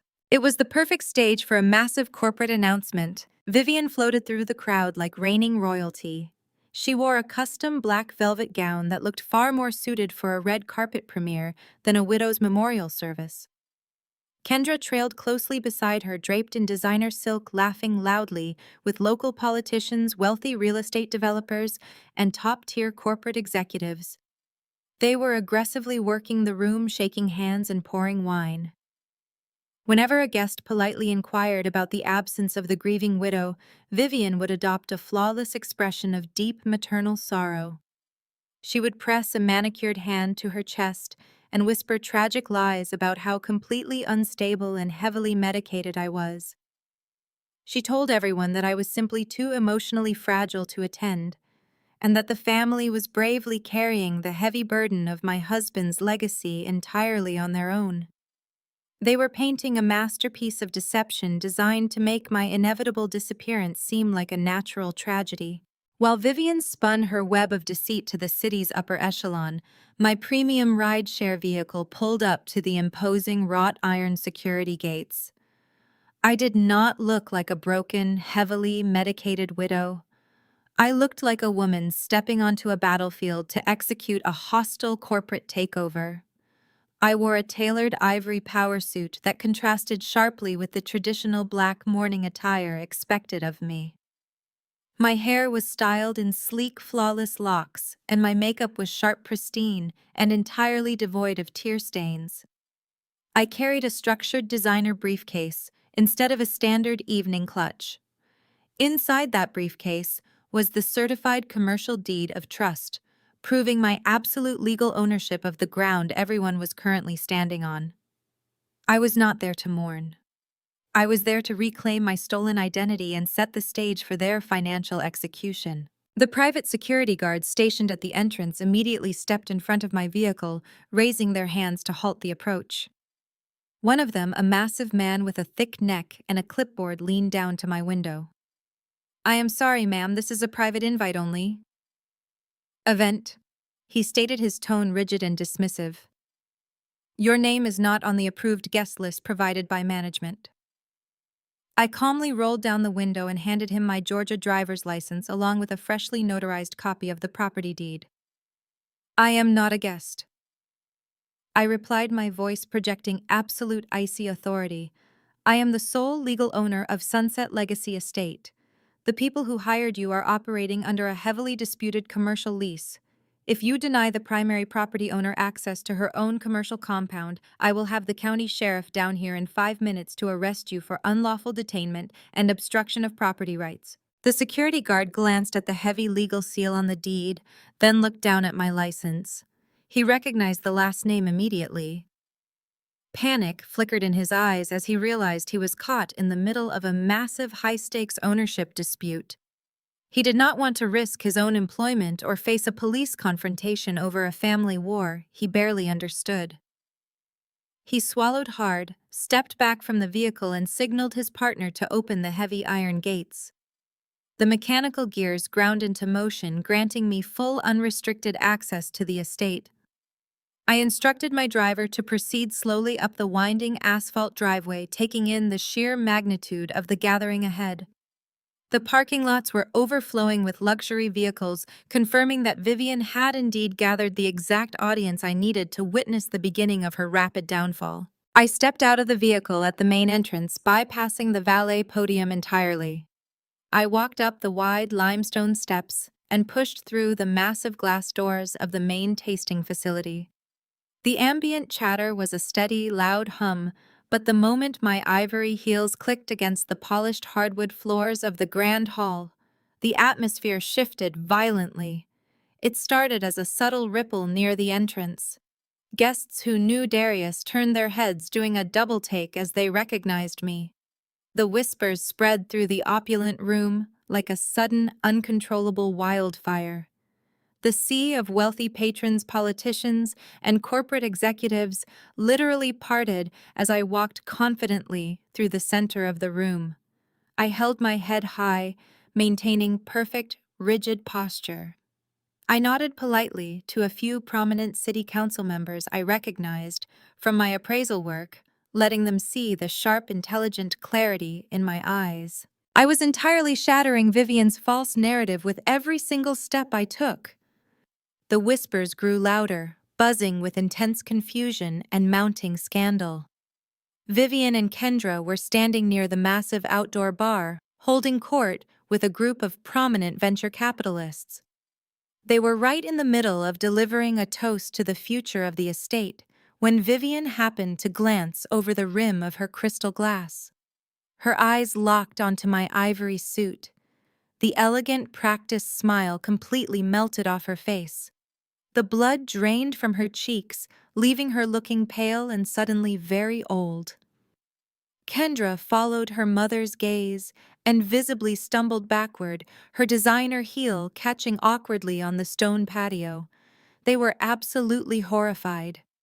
The woman they had just described as a broken, hysterical mess was currently commanding the attention of the entire gala, projecting more power and sophistication than the two of them combined. I never stopped walking. I headed straight toward them, my eyes locked onto Vivian's terrified face.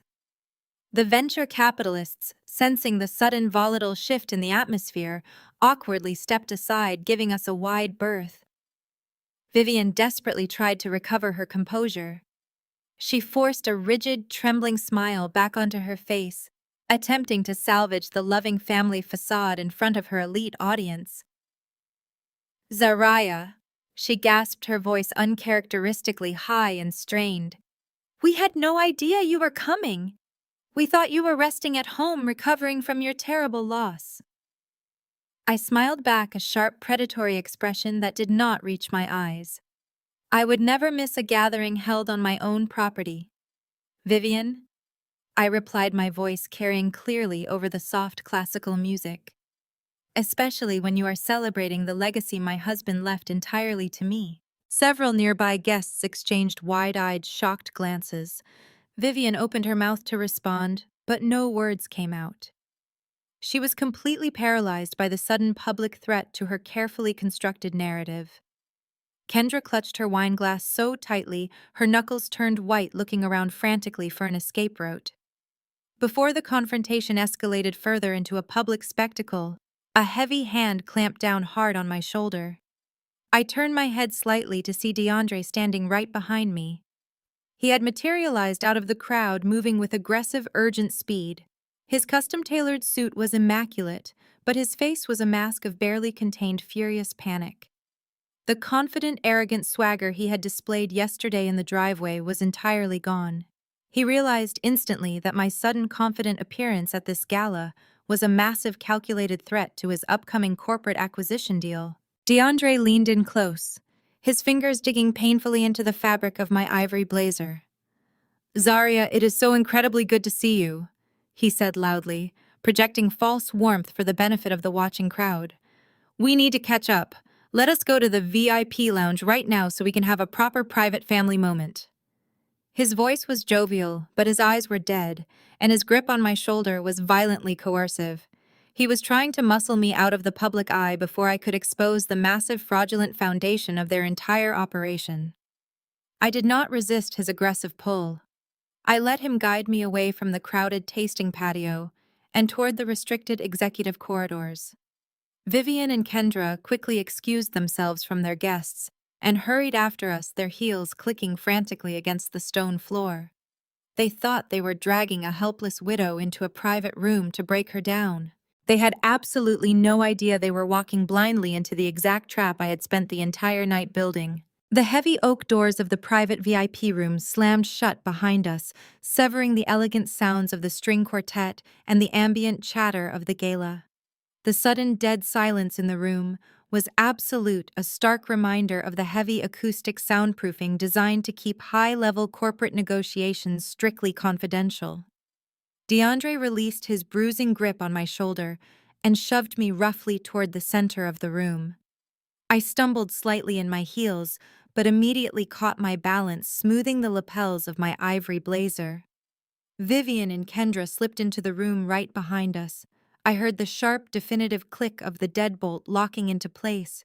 We were completely sealed off from the outside world. DeAndre paced the length of the expensive Persian rug like a caged predator. His breathing was heavy and his eyes were completely wild with rage.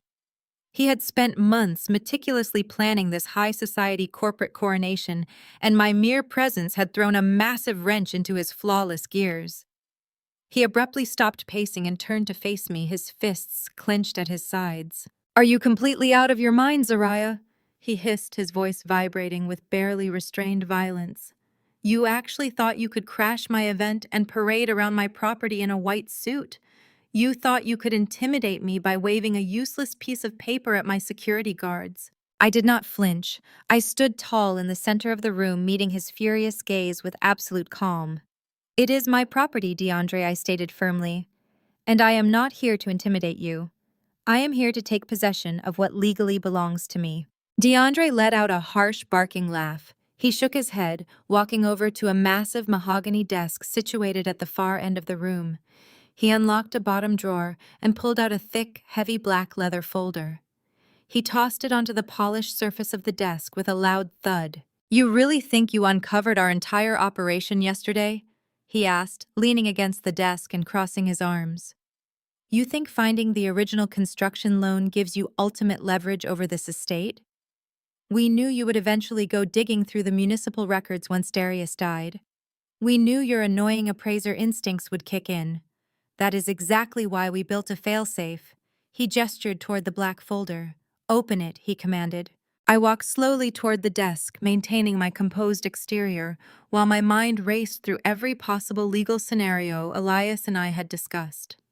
I reached out and opened the heavy leather cover. Inside was a meticulously organized dossier of printed emails, bank transfer receipts, and official-looking corporate communications. I scanned the first few pages and my blood ran ice cold. The documents were fabricated emails sent directly from my professional commercial appraiser email address. They were addressed to corrupt bank officials, offshore account managers, and shady real estate developers. The messages explicitly detailed instructions on how to bypass institutional underwriting protocols. They contained direct orders to wire massive sums of money into the anonymous Delaware shell companies. There were forged digital signatures, fake IP address logs, and fabricated calendar invites showing fake meetings between me and the bank's senior loan officers. DeAndre had not just stolen my identity to secure the $12 million loan.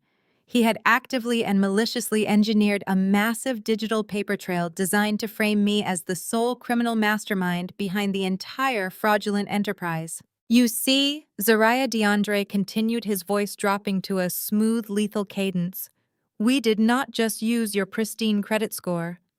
We built an entire alternate reality where you are the corrupt mastermind pulling all the strings. If you try to blow the whistle on us, if you try to walk into an FBI field office and play the innocent victim, they are going to laugh right in your face." He stepped closer, tapping a manicured finger against a particularly damning fabricated email. "If you refuse to sign the estate over to us tonight, I will personally mail this entire dossier to the Federal Bureau of Investigation. I will send copies to the Internal Revenue Service, the Georgia Real Estate Appraisers Board, and every single major news outlet in Atlanta. The federal prosecutors will not just freeze the estate assets, they will arrest you for masterminding a $12 million bank fraud. They will indict you for wire fraud, money laundering, and criminal conspiracy." DeAndre leaned in so close I could feel the heat radiating from his face. "You will lose your license immediately. You will lose your suburban house to cover the legal fees. And when the federal judge hits you with the mandatory minimum sentencing, you will spend the next 10 to 15 years of your life rotting in a federal penitentiary. Your career is dead, Zariah. Your entire life is over unless you do exactly what I say." The sheer scale of their malicious planning was breathtaking. They had weaponized my own professional expertise against me, turning my flawless reputation into the exact instrument of my destruction. I stared at the fabricated documents, my mind rapidly processing the immense legal danger I was standing in. Before I could even formulate a response, Vivian stepped forward from the shadows near the door. She moved with slow, predatory grace, her heavy gold jewelry clinking softly in the quiet room. She had watched DeAndre deliver the legal and financial blows. Now she was stepping up to deliver the emotional execution. "You look so incredibly shocked, Zariah." Vivian purred, her voice dripping with cruel, aristocratic pity. Did you honestly believe Darius would ever leave an empire like this to someone like you? Did you really think he loved you enough to share his true legacy? She walked around the mahogany desk, positioning herself directly in front of me. She wanted to look into my eyes as she twisted the knife. Darius despised playing house with you. She stated her words sharp and precise, designed to inflict maximum psychological agony. He absolutely hated coming home to your boring suburban life, your tedious stories about property valuations, and your desperate, needy affection. Every single anniversary dinner, every romantic weekend getaway, every time he kissed you and told you he loved you, it was nothing but a calculated distraction. Vivian reached out and mockingly adjusted the lapel of my ivory blazer. He had to keep you happy and compliant. She continued, her smile twisting into a vicious sneer. He had to make sure you never checked your credit report. He had to ensure you never questioned the mail or looked too closely at the tax returns. You thought you were a cherished wife, building a beautiful life with a devoted husband. But you were never a wife, Zoraya. You were nothing but a useful credit score. A walking, breathing financial instrument that my son exploited to build a real future for his actual family. The cruelty of her words hit me with the force of a physical blow. Even though I already knew Darius had betrayed me, hearing his mother confirm the absolute emotional void of my marriage was devastating. Vivian was systematically stripping away every single happy memory I held, dismantling the last 6 years of my life, and reducing my entire existence to a fraudulent financial transaction. Kendra stepped up beside her mother, holding a sleek leather portfolio. She had been quiet until now, letting DeAndre and Vivian break down my defenses. She opened the portfolio and pulled out 2 crisp legal documents, placing them deliberately on top of the blackmail dossier. "It is over," Zaria Kendra said, her voice laced with mocking, triumphant laughter. "You lost. Darius played you perfectly, and now DeAndre has you completely boxed in. You have no moves left." She tapped a silver luxury pen against the documents. "This is the quick claim deed transferring the physical land to Vivian. And this is the operational transfer document, officially relinquishing any and all claims you might have to Sunset Legacy Hospitality, LLC. Sign them right now. Give us the estate, and DeAndre will destroy the blackmail dossier. You can go back to your sad little suburban house and pretend none of this ever happened. If you refuse, you leave this room in handcuffs." I stood frozen, staring at the documents resting on the mahogany desk. The ambient temperature in the room felt freezing cold. I was completely surrounded by 3 predators who had methodically destroyed my marriage, stolen my identity, and engineered my potential federal incarceration. They were looking at me with smug, victorious expressions, absolutely certain that they had broken my spirit and cornered me into total submission. They expected me to shatter. They expected me to fall to my knees and beg for mercy.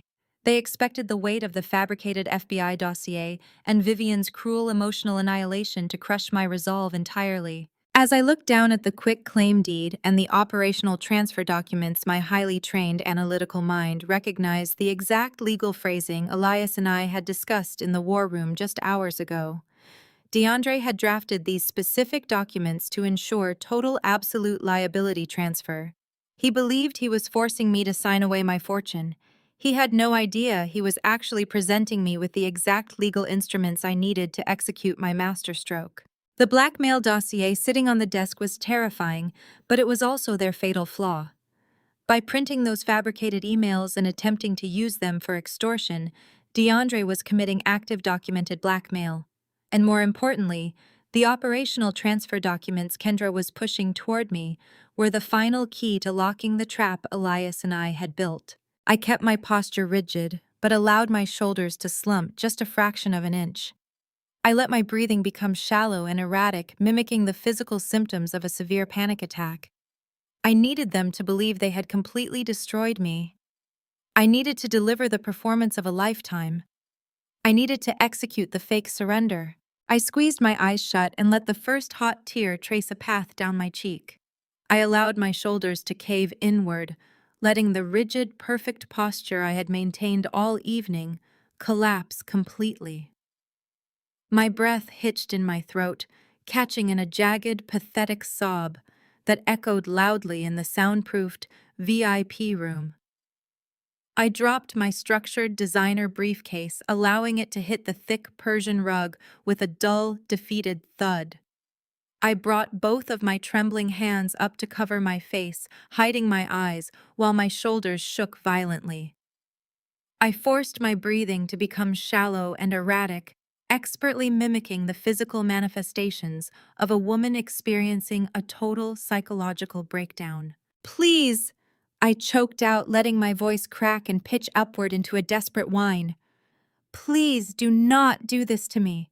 I do not want to go to federal prison. I do not want to lose my license. I have worked my entire life to build my career. You cannot take everything away from me." I peered through the narrow gaps between my trembling fingers to gauge their reactions. The transformation in their demeanor was instantaneous and sickeningly triumphant. The tension that had coiled tightly in DeAndre's shoulders completely vanished. He let out a long, heavy sigh of profound relief, his chest expanding with arrogant satisfaction. He genuinely believed he had just broken me. He believed the fabricated FBI dossier had successfully terrified the naive suburban widow into absolute submission. Vivian stepped closer, the heavy gold jewelry around her neck catching the dim light of the executive suite. Her face was illuminated by a cruel, radiant joy. She looked down at me, sobbing and trembling on the expensive rug, and her smile widened into a grotesque display of predatory victory. This was the exact moment she had been waiting for since the day I married her son. She wanted to see me reduced to a begging, miserable wreck. "You brought this entirely on yourself, Zaria," Vivian stated, her voice cold and completely devoid of human empathy. "You should have stayed in your modest little house and accepted the narrative we provided. You had to come crashing into my gala, pretending you held any real power. Now look at you. You are nothing but a frightened little girl standing in a room full of sharks. You are outmatched, outclassed, and completely out of options." I dropped my hands from my face, letting them see my tear-stained cheeks and my wide, terrified eyes. "Vivian, please," I begged, intentionally using a pleading, subservient tone that I knew would feed her massive ego. I loved Darius. I truly loved him. I just wanted to understand why he hid this from me. I never wanted to fight with his family. Just let me walk away. Please do not send those forged emails to the federal authorities. I will do whatever you want. Just let me keep my freedom." Kendra let out a sharp, mean-spirited laugh from her position near the mahogany desk. "Oh, listen to her beg!" "Mom," Kendra sneered, pointing a manicured finger at my trembling frame. "She is completely falling apart. It is actually pathetic to watch. Darius would be so incredibly embarrassed if he could see his strong, independent wife crying like a child." DeAndre stepped forward, stepping right into my personal space to assert his physical dominance. He picked up the heavy silver luxury pen from the desk and held it out toward me. His eyes were hard and uncompromising. "There is only one way you walk out of this room without a pair of federal handcuffs waiting for you," DeAndre growled, his voice dripping with coercive malice. "You sign the quitclaim deed, transferring the physical land directly to my mother. Then you sign the operational transfer documents officially surrendering any and all claims to Sunset Legacy Hospitality, LLC. You hand over the operating rights, the vendor contracts, the liquor licenses, and the daily revenue streams to me. You walk away with absolutely zero claim to this multi-million-dollar empire. In exchange, I lock this blackmail dossier in my personal safe, and I let you keep your pathetic little appraisal career." I reached out with a violently shaking hand. I made sure my fingers fumbled awkwardly as I grasped the cold metal barrel of the silver pen. I looked down at the documents resting on the polished mahogany desk. The ambient lighting illuminated the dense legal jargon printed on the crisp white paper. I stared at the operational transfer agreements. My highly trained analytical mind read the specific clauses DeAndre had drafted. He had structured these documents to ensure that the signatory relinquished all assets while transferring total comprehensive legal ownership of the operating shell companies directly to his own corporate entity. He thought he was stripping me of a fortune. He had absolutely no idea that by signing these exact documents, I was legally binding him and Vivian to the fraudulent shell companies. I was locking them inside the burning building. The moment my ink hit this paper, they would officially accept total liability for the forged $12 million commercial loan. They were demanding the noose and begging me to tighten the knot. I let out another ragged sob, leaning heavily against the edge of the mahogany desk, as if my legs could no longer support my weight. "I cannot believe you are doing this to me," I whispered, my voice cracking perfectly. "I cannot believe you are stealing everything." "We are not stealing anything," Zaria DeAndre snapped, tapping the signature line aggressively. "We are simply taking back what Darius built for his real family. Sign the papers right now.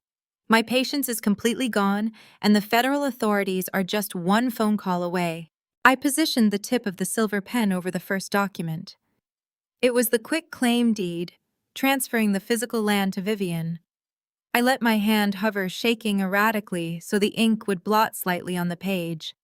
I wanted the signature to look exactly like the desperate scrawl of a terrified woman acting under extreme illegal duress. I signed my name, ensuring the letters were jagged and uneven. Vivian let out a sharp breath of absolute elation as my signature finalized the transfer of the land. Now the operational documents, she commanded, her voice trembling with greedy anticipation.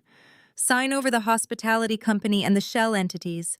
Give DeAndre the operational control." I moved the pen to the second stack of papers. These were the documents that would secure their ultimate destruction. I dragged the pen across the dotted line, executing the transfer of Sunset Legacy Hospitality, LLC. I signed the addendums relinquishing my fictitious operating rights over the Delaware shell companies. I signed every single page they put in front of me, making sure my tears literally splashed onto the crisp white paper, staining the legal margins with physical proof of my fabricated misery. The performance was flawless. I gave them every single ounce of the submissive, defeated victim they so desperately wanted to see.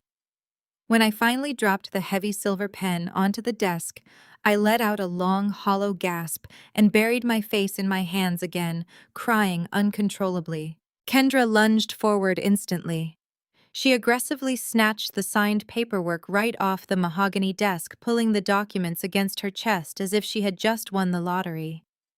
She flipped through the pages rapidly, checking every single signature line with wide, greedy eyes. "We got it," Kendra announced, a massive, genuine smile breaking across her face. "We got everything, Mom. The land, the operating company, the revenue streams. It is all legally ours now. She is completely locked out." Kendra looked at me, cowering against the desk, and let out another loud, triumphant laugh.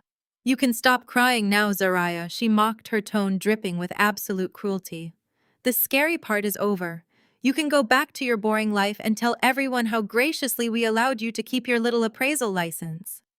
"You are so incredibly lucky. DeAndre is a merciful businessman." DeAndre grabbed the heavy black leather blackmail dossier and locked it back inside the desk drawer, turning the key with a loud, definitive snap. He adjusted the cuffs of his tailored shirt, looking incredibly proud of his extortionate masterpiece. "A deal is a deal, Zaria," he stated, his voice returning to its usual arrogant cadence. "I will keep the federal authorities out of your life. But if you ever try to contact us again, or if you ever step foot on this property for the rest of your natural life, I will not hesitate to ruin you." I kept my hands over my face, allowing my shoulders to continue heaving with fake sobs. I did not want them to see my eyes.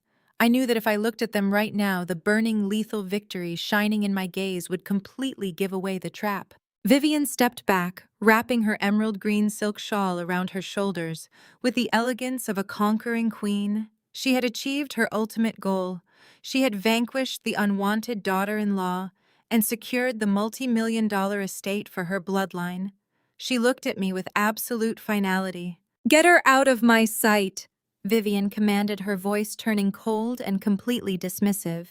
"She is ruining the atmosphere of my gala.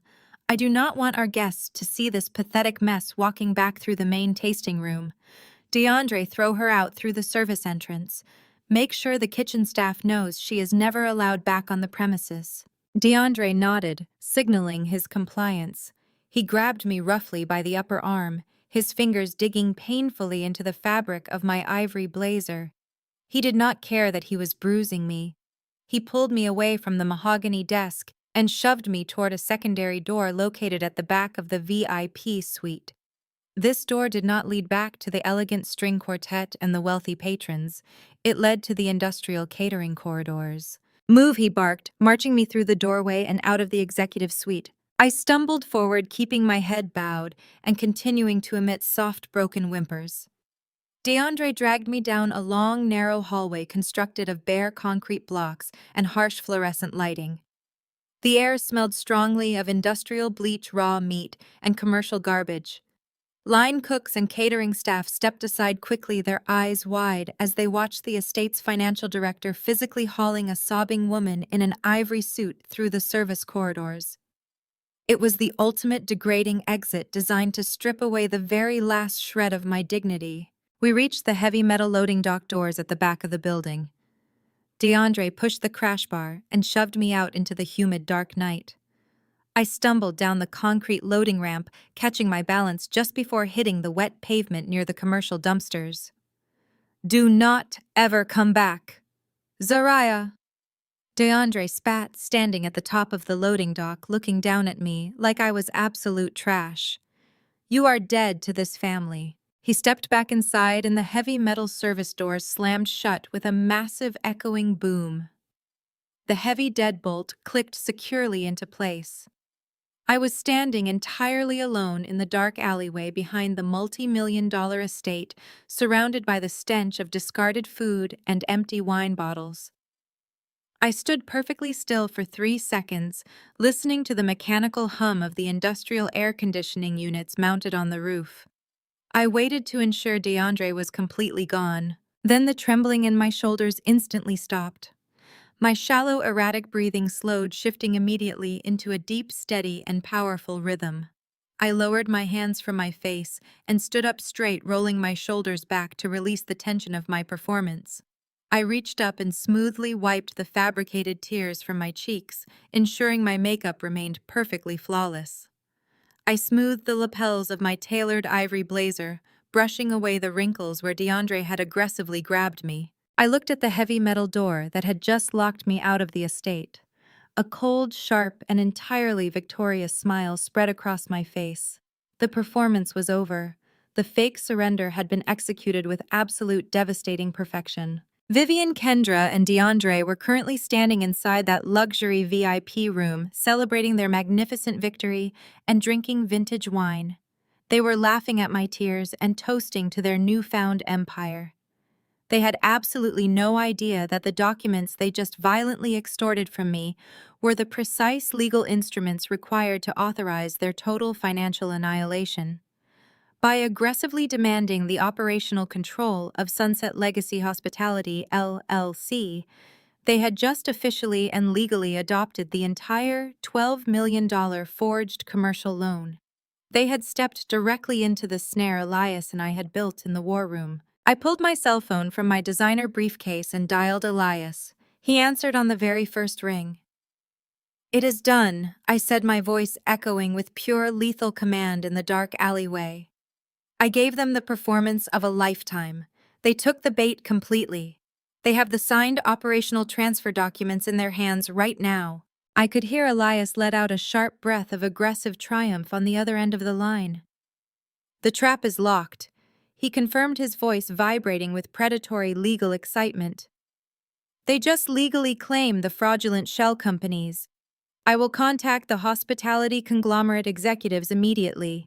The acquisition meeting is officially a go for tomorrow morning at 9 o'clock. I turned my back on the commercial dumpsters and began walking down the paved service road toward the front gates, where my premium rideshare was waiting to take me back to Atlanta.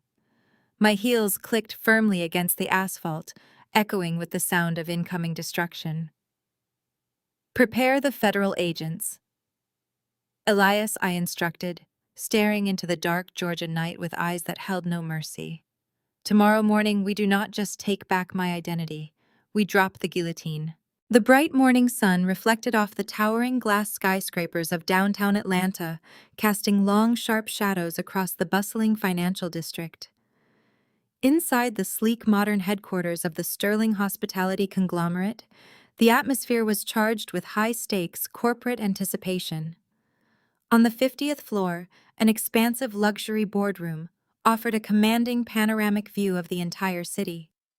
The room was a monument to elite wealth, featuring a massive polished marble conference table, plush leather executive chairs, and state-of-the-art presentation screens.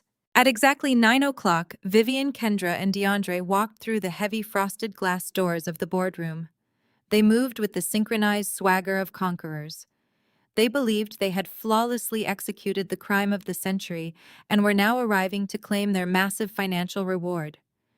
Vivian wore a stunning crimson designer suit, her hair impeccably styled, radiating the haughty confidence of a woman who felt entirely untouchable. Kendra walked closely beside her, carrying a luxury leather tote bag and practically vibrating with greedy excitement. DeAndre led the pack, projecting absolute arrogant authority.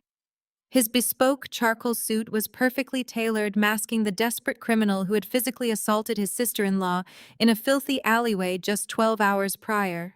Waiting for them at the marble table were 3 senior executives from Sterling Hospitality. These were heavy hitters in the international resort and vineyard acquisition space. They wore conservative dark suits and maintained neutral, unreadable expressions. DeAndre did not know that Elias and I had spent the early hours of the morning extensively briefing these exact executives on the actual legal reality of the estate. The executives were playing a very specific role today, acting as the final mechanism in our carefully constructed trap. DeAndre approached the head of the table, unbuttoning his suit jacket with a smooth, practiced motion. He flashed a brilliant, charismatic smile that completely hid his sociopathic nature. "Good morning, gentlemen," he greeted them, spreading his hands wide. "I want to thank you for accommodating this expedited timeline. Sunset Legacy Estate is currently experiencing an unprecedented surge in luxury hospitality demand. We are ready to bring Sterling Hospitality on board as our primary equity partner to help us scale this operation to a national level." The lead executive, a stern-looking man named Harrison, gestured to the empty chairs. "Have a seat, DeAndre. We have reviewed your preliminary financial disclosures and the revenue projections for the vineyard and the eco-resort. The numbers are undeniably impressive. However, as we discussed during our initial phone consultations, our legal department requires absolute concrete proof of unencumbered operational control. Sterling Hospitality does not invest $15 million in cash for a 50% equity stake unless we are entirely certain the corporate entity is free from any outside family litigation or spousal claims. We need to know that the recent passing of your brother Darius has not compromised the ownership structure." Vivian let out a soft, elegant laugh, waving her manicured hand dismissively. "You have absolutely nothing to worry about, Harrison," she assured him, her voice dripping with artificial aristocratic charm. "My late son Darius was a brilliant visionary, but he was also incredibly pragmatic. He ensured that the estate was fully protected and kept firmly within our immediate bloodline. His widow Zariah has completely relinquished any and all claims to the property. She simply did not have the fortitude or the sophistication to manage an enterprise of this magnitude." DeAndre nodded smoothly, stepping right into his rehearsed corporate pitch. He reached into Kendra's leather tote bag and pulled out a thick, pristine manila folder.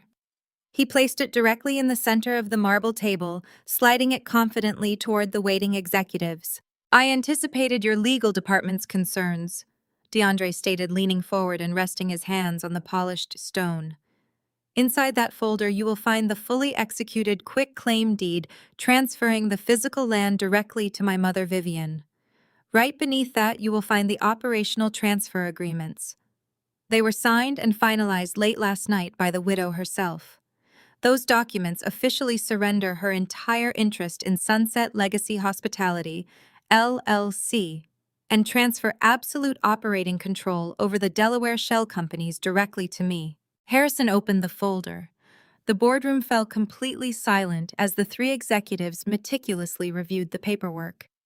They examined the jagged, erratic signature I had purposefully scrawled across the dotted lines during my fake panic attack in the VIP room. DeAndre watched them with a smug, victorious glint in his eye.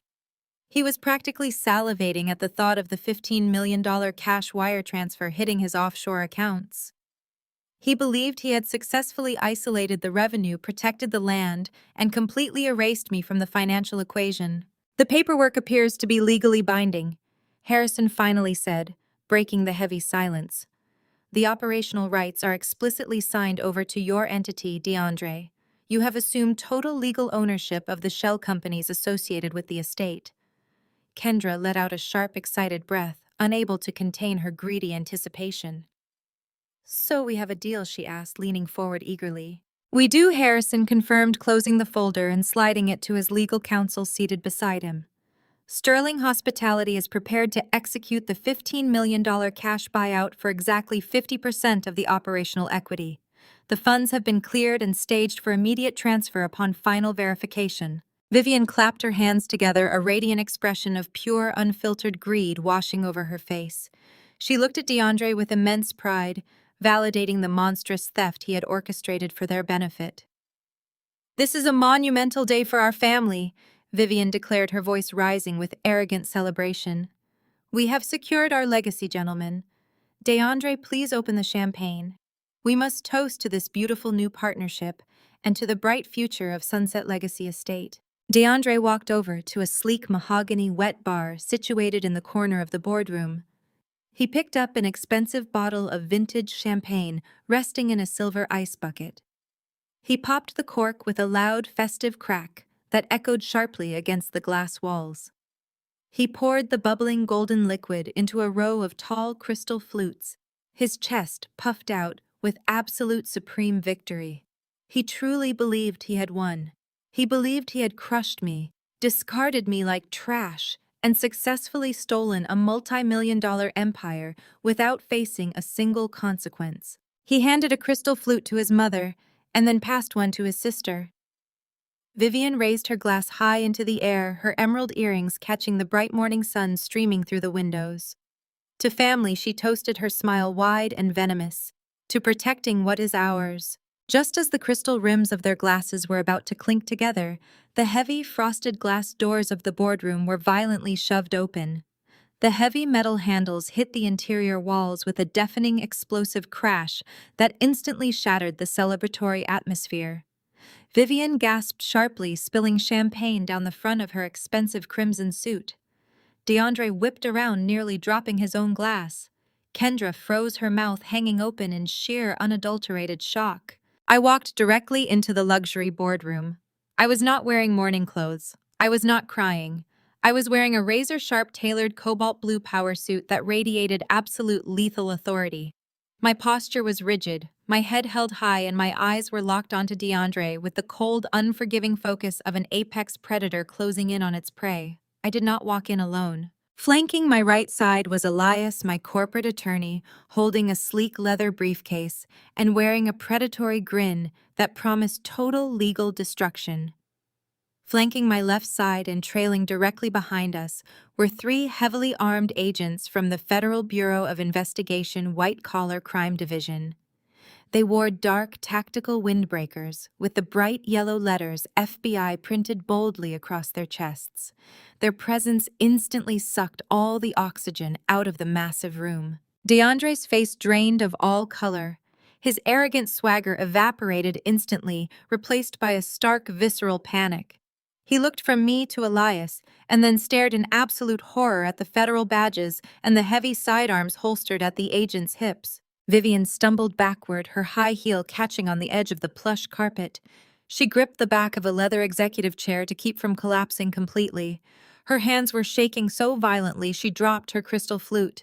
The glass shattered against the floor, the expensive vintage champagne pooling uselessly at her feet. Kendra let out a high-pitched, terrified squeak, backing away from the marble conference table and pressing herself flat against the glass windows as if trying to merge with the architecture to escape the federal agents. "What is the meaning of this?" DeAndre yelled, his voice cracking frantically as he tried to project an authority he no longer possessed. "You cannot be here, Zariah. This is a private corporate meeting. You signed the operational transfer documents last night. You surrendered your rights. You have no legal standing to interrupt this acquisition. I walked slowly and deliberately to the head of the marble table, completely ignoring his frantic outburst. I looked down at the manila folder resting in front of the Sterling Hospitality executives. The exact folder containing the documents they had extorted from me in the dark VIP room. I turned my gaze back to DeAndre. A cold, calculating smile spread across my face, mirroring the exact expression he had used when he threw me out into the alleyway. You are absolutely right, DeAndre. I stated, my voice echoing with crisp, lethal clarity in the silent boardroom. I did sign those specific operational transfer documents last night. And by forcing me to sign them, you and Vivian officially and legally claimed total ownership of those fraudulent Delaware shell companies. I leaned forward, resting my hands flat on the polished marble, staring directly into his terrified eyes. You did not just steal a hospitality business last night, DeAndre. You officially accepted absolute legal liability for a forged $12 million commercial construction loan. You stepped right into the execution chamber, and you locked the door yourself. The federal agents moved forward, fanning out across the room to secure the exits. The guillotine was officially dropping, and there was absolutely nowhere left for them to run. DeAndre stared at the federal agents, his chest heaving as the reality of his trapped position began to suffocate him. Security, he screamed, his voice cracking in a high, desperate pitch. Call building security right now. He slammed his hand against the marble table, looking wildly at the Sterling Hospitality executives, expecting them to intervene. Instead, Harrison simply folded his hands and remained completely seated, his face devoid of any surprise. The federal agents did not hesitate. The lead agent, a tall man with a severe, unyielding expression, stepped forward and locked the heavy glass doors from the inside. He positioned his body blocking the only exit, while his two partners fanned out behind Vivian and Kendra. Nobody is calling anyone the lead agent, stated his voice echoing with absolute governmental authority. This room is locked down pursuant to a federal warrant. Sit down and keep your hands where I can see them. DeAndre collapsed into his leather chair, his legs giving out beneath him. Vivian was hyperventilating, her hand clutching her chest as she struggled to pull oxygen into her panic-constricted lungs. Kendra was completely frozen, backed against the glass wall, like a terrified animal. I walked smoothly to the head of the table, my cobalt blue suit projecting the exact power DeAndre had tried to strip from me the night before. I picked up the manila folder containing the documents they had extorted from me. You thought you were so incredibly brilliant, DeAndre, I said, looking down at his sweating, trembling form. You thought locking me in that soundproof VIP room and threatening me with a fabricated FBI dossier was the ultimate checkmate? You thought forcing me to sign those operational transfer documents was the final step in stealing my inheritance. But you were too blinded by your own arrogance to realize you were walking blindly into a legal guillotine. I pulled the operational transfer agreement from the folder and held it up for the room to see. When you forced me to sign this paper, you thought you were taking the revenue streams and the vendor contracts. But you forgot the most fundamental rule of commercial real estate finance. Assets and liabilities are inextricably linked. By aggressively demanding the operational control of Sunset Legacy Hospitality, LLC, you and Vivian, officially and legally, claim total ownership of those fraudulent Delaware shell companies. Elias stepped forward, opening his sleek leather briefcase and pulling out a thick stack of federal indictments. He dropped them onto the marble table right next to my signed documents. And by claiming ownership of those specific shell companies, Elias added, his voice sharp and clinical, you officially and legally accepted absolute liability for the forged $12 million commercial construction loan. You claim the companies that originated the fraud. Therefore, you own the fraud. DeAndre shook his head frantically, his eyes darting between me and Elias. No, he stammered, a thick bead of sweat rolling down his forehead. That is not how the lease structure works. The debt is tied to the land. The debt is tied to Zariah. I designed the subordination clauses myself. You designed them assuming I would passively let the bank foreclose on me, I corrected, stepping closer to him. You designed them assuming I was just a naive, grieving widow who did not understand commercial underwriting. But I am a licensed commercial real estate appraiser. I know exactly how to read a deed of trust. I knew that because my name was on the original forged construction loan, I legally held the primary creditor rights. You made me the supreme architect of the estate on paper to bypass the bank underwriters. That was your fatal mistake. Vivian finally found her voice, though it was a ragged, desperate whisper. We still have the quitclaim deed, she gasped, pointing a shaking manicured finger at the folder. You signed the physical land over to me last night, Zariah. I own the dirt. The lease is secure. I let out a slow, cold laugh that chilled the entire boardroom. Oh, Vivian, I said, shaking my head with mock sympathy. You really do not understand how any of this works, do you? I did sign a quitclaim deed last night, but it was completely and utterly worthless. It was a phantom document. Elias pulled another certified municipal file from his briefcase. 3 days ago, Zariah and I executed a massive commercial real estate maneuver, he explained, tapping the official county seal on the front page. Because Zariah held the primary creditor rights from the forged loan, we initiated a hostile takeover of the physical land. We used the exact default clauses DeAndre drafted in his own lease agreements. By uncovering the slush fund, you two bled dry, we proved financial malfeasance, triggering an immediate structural default. We legally stripped the physical land away from the operational leases before you even hosted your lavish memorial gala. I leaned forward, resting my hands flat on the polished marble, staring directly into Vivian's terrified eyes. I did not give up the property last night, Vivian, I stated, my voice dripping with lethal satisfaction. I could not give it to you because I had already sold it. DeAndre gasped, clutching his chest as if he had been physically struck. You sold it, he choked out. You cannot sell a multi-million-dollar commercial compound in 3 days.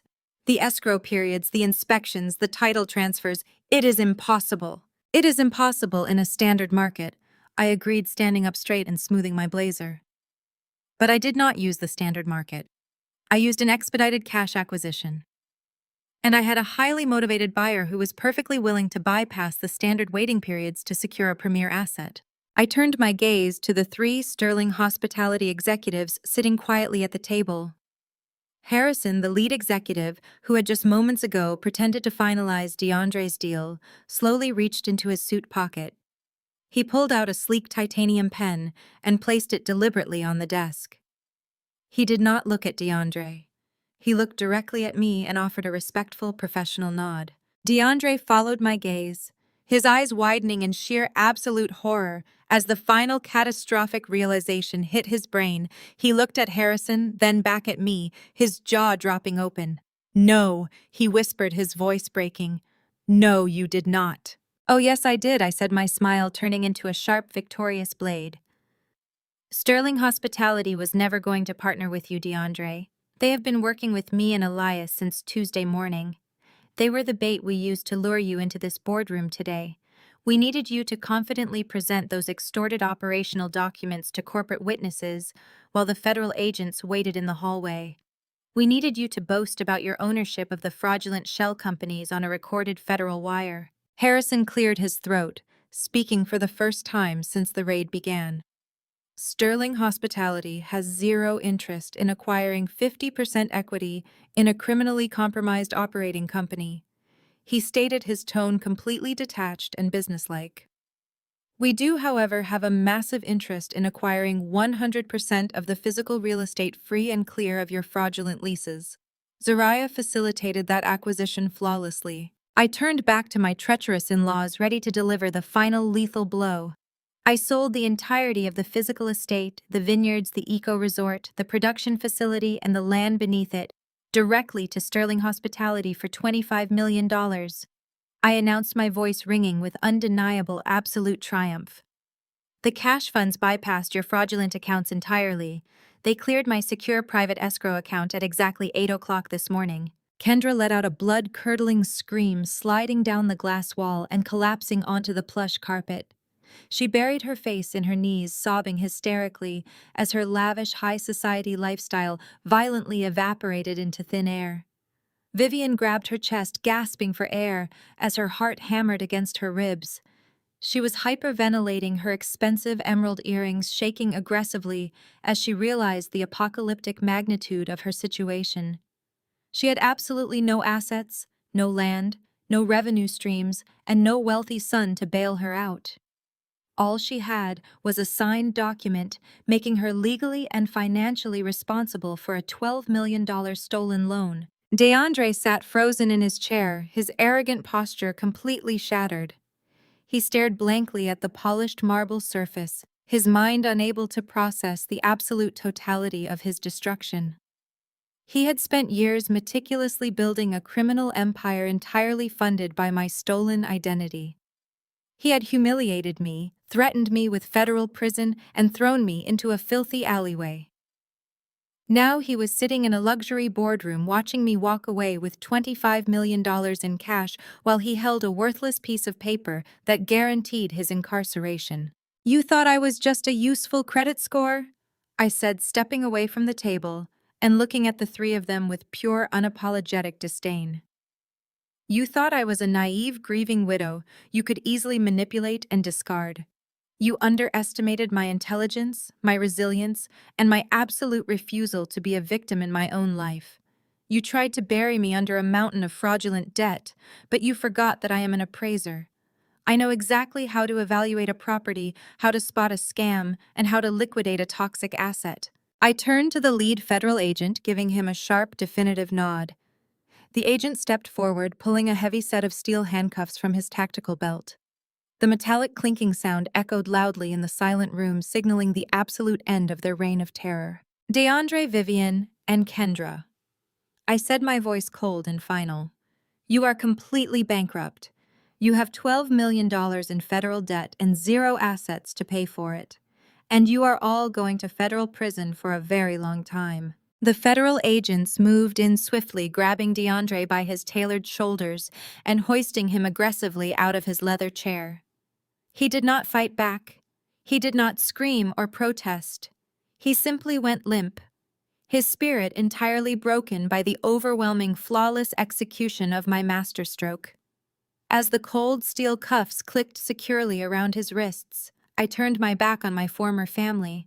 I picked up my designer briefcase, adjusted my cobalt blue blazer, and walked purposefully toward the frosted glass doors, ready to step into my new life. Before I stepped through the frosted glass doors, the lead federal agent began reading DeAndre his Miranda rights. The words echoed loudly in the luxury boardroom, bouncing off the polished marble and the panoramic windows. "You are under arrest for massive federal wire fraud, aggravated identity theft, and criminal extortion." The agent stated, his voice a booming drum of absolute justice. DeAndre jerked his head up when he heard the final charge. The fog of his defeat briefly parted, giving way to sheer, profound confusion. "Extortion," he choked out, struggling against the cold steel handcuffs biting into his wrists. "You have no proof of extortion. It is your word against mine." I stopped walking and slowly turned back around to face him. I let a perfectly calm, confident smile grace my features.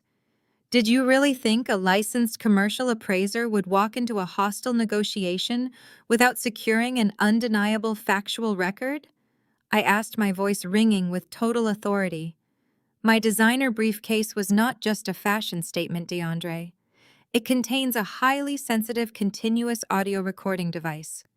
Every single threat you made in that soundproof VIP room yesterday evening was captured in crystal clear, high-definition audio.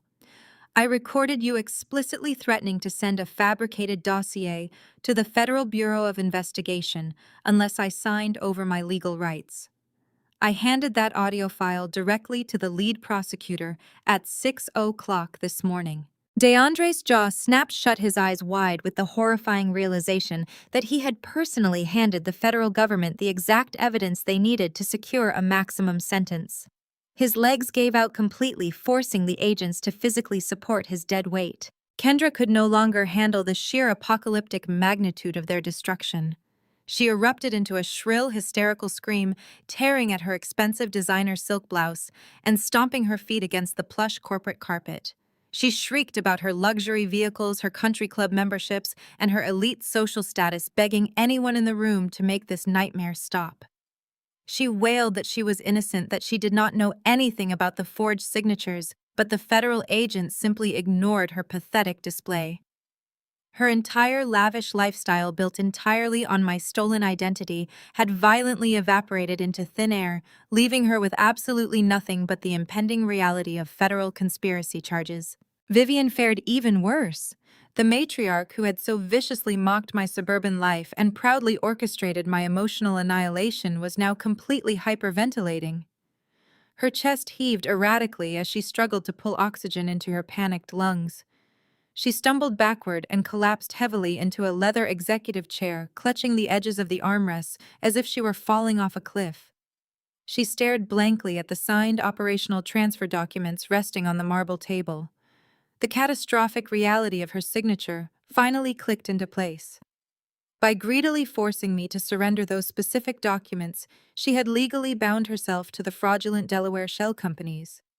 She was now personally and legally responsible for the entire $12 million forged commercial construction loan. She had absolutely no real estate assets, no revenue streams, and no wealthy son to bail her out. She was going to spend the rest of her natural life drowning in unpayable federal debt, before eventually joining her son in a federal penitentiary. I turned my back on their pathetic, crumbling family for the final time. I pushed through the heavy frosted glass doors and strode confidently down the plush acoustic hallway. Elias walked right beside me, his predatory legal grin replaced by a look of profound, genuine respect. We stepped into the sleek chrome elevator and rode it down to the ground floor in comfortable, victorious silence. When we walked out of the massive glass building and stepped onto the bustling Atlanta sidewalk, the warm morning sun hit my face like a physical blessing. I took a deep, cleansing breath, filling my lungs with the crisp city air. I was no longer a grieving, naive widow trapped in a web of deceit. I was not a victim of identity theft struggling to clear my name. I was a free, wealthy, empowered woman who had successfully executed the most ruthless legal counteroffensive in the history of Georgia commercial real estate. I left my treacherous in-laws sitting in a locked boardroom waiting to face decades in federal prison. I hailed a premium rideshare and rode away without looking back a single time. 6 months flew by in a whirlwind of monumental success and incredible personal growth. The transition from a betrayed wife to a corporate powerhouse was demanding, but I thrived in the high-stakes environment. I was standing in the immaculate, soaring lobby of my very own commercial real estate investment firm. I named the company Genesis Commercial Appraisals and Acquisitions. The headquarters occupied the entire top floor of a premier building in the heart of downtown Atlanta. The interior design was flawless, featuring floor-to-ceiling glass walls, imported Italian marble floors, and sleek modern art that projected absolute unshakable authority. I had taken the $25 million cash payout from the hostile takeover and strategically deployed every single penny. I did not just buy a company, I built an absolute empire.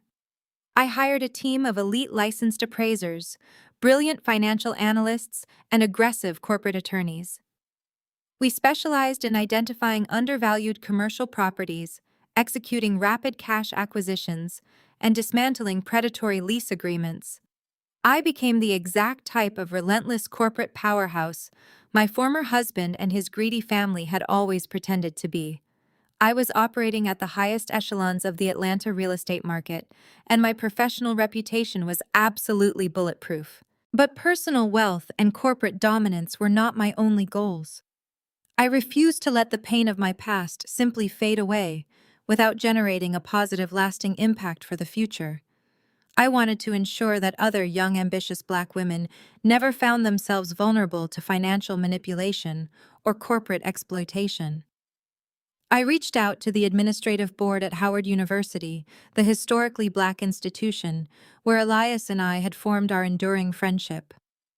Working directly with their financial department, I established the Zariah Legacy Scholarship Fund. It was a massive multi-million-dollar educational endowment designed specifically for Black women pursuing advanced degrees in commercial real estate finance and corporate law. The scholarship provided full tuition coverage, paid internships at my investment firm, and direct mentorship programs. I wanted to arm the next generation of women with the exact legal and financial weapons they needed to protect their identities and build their own unshakable empires. I poured my heart into giving back to the community that had supported my early educational journey, ensuring my success would multiply across countless other lives for decades to come. I walked over to the massive panoramic windows in my executive suite and looked out over the sprawling Atlanta skyline. The city stretched out before me, a vast landscape of endless opportunity and unlimited potential. I thought about Darius, Vivian, Kendra, and DeAndre. They were currently sitting in federal holding cells, awaiting their criminal trials. Their fraudulent estate had been completely rebranded and integrated into the Sterling Hospitality portfolio. Their names had been entirely erased from the commercial registry. They tried to use my pristine credit score to build a kingdom, but they ended up digging their own unmarked graves. Their arrogance was their ultimate undoing, and my meticulous professional expertise was the precise instrument of their total absolute destruction. My journey through grief, betrayal, and ultimate victory taught me a profound, undeniable truth about the nature of human relationships. We are conditioned from childhood to believe that family is an absolute, unbreakable bond. We are taught that shared blood requires infinite loyalty, endless forgiveness, and unconditional sacrifice. But that is a dangerous manipulative lie designed to keep toxic people comfortable. True family is not defined by a marriage certificate or a shared genetic lineage. True family is defined by mutual respect, unwavering honesty, and absolute trust. When the people who are supposed to protect you actively decide to exploit you, they immediately forfeit any claim to your loyalty. Toxic bloodlines deserve absolutely zero allegiance. You do not owe your success, your sanity, or your financial security to people who only view you as a resource to be consumed. You have the absolute right to draw a hard, definitive line in the sand and ruthlessly defend your own life. Do not ever let anyone convince you that protecting your assets and your peace of mind is an act of selfishness. It is an act of fundamental survival. When you discover a betrayal that cuts deep into your soul, do not shrink away in fear. Do not let the heavy weight of their deception crush your spirit. Channel that pain into pure, calculated fuel. Educate yourself, understand your legal rights, and use their own arrogant assumptions against them. Transform your vulnerability into an impenetrable armor of knowledge and financial literacy. Stand tall in your truth and refuse to back down even when you are entirely surrounded by predators. You are always stronger and vastly more capable than the people who try to systematically break you down. When the people you trust the most try to bury you, you do not just survive, you buy the graveyard. Have you ever had to legally outsmart someone who tried to ruin your life? Drop your stories in the comments, hit subscribe, and never let anyone turn your hard work into their inheritance.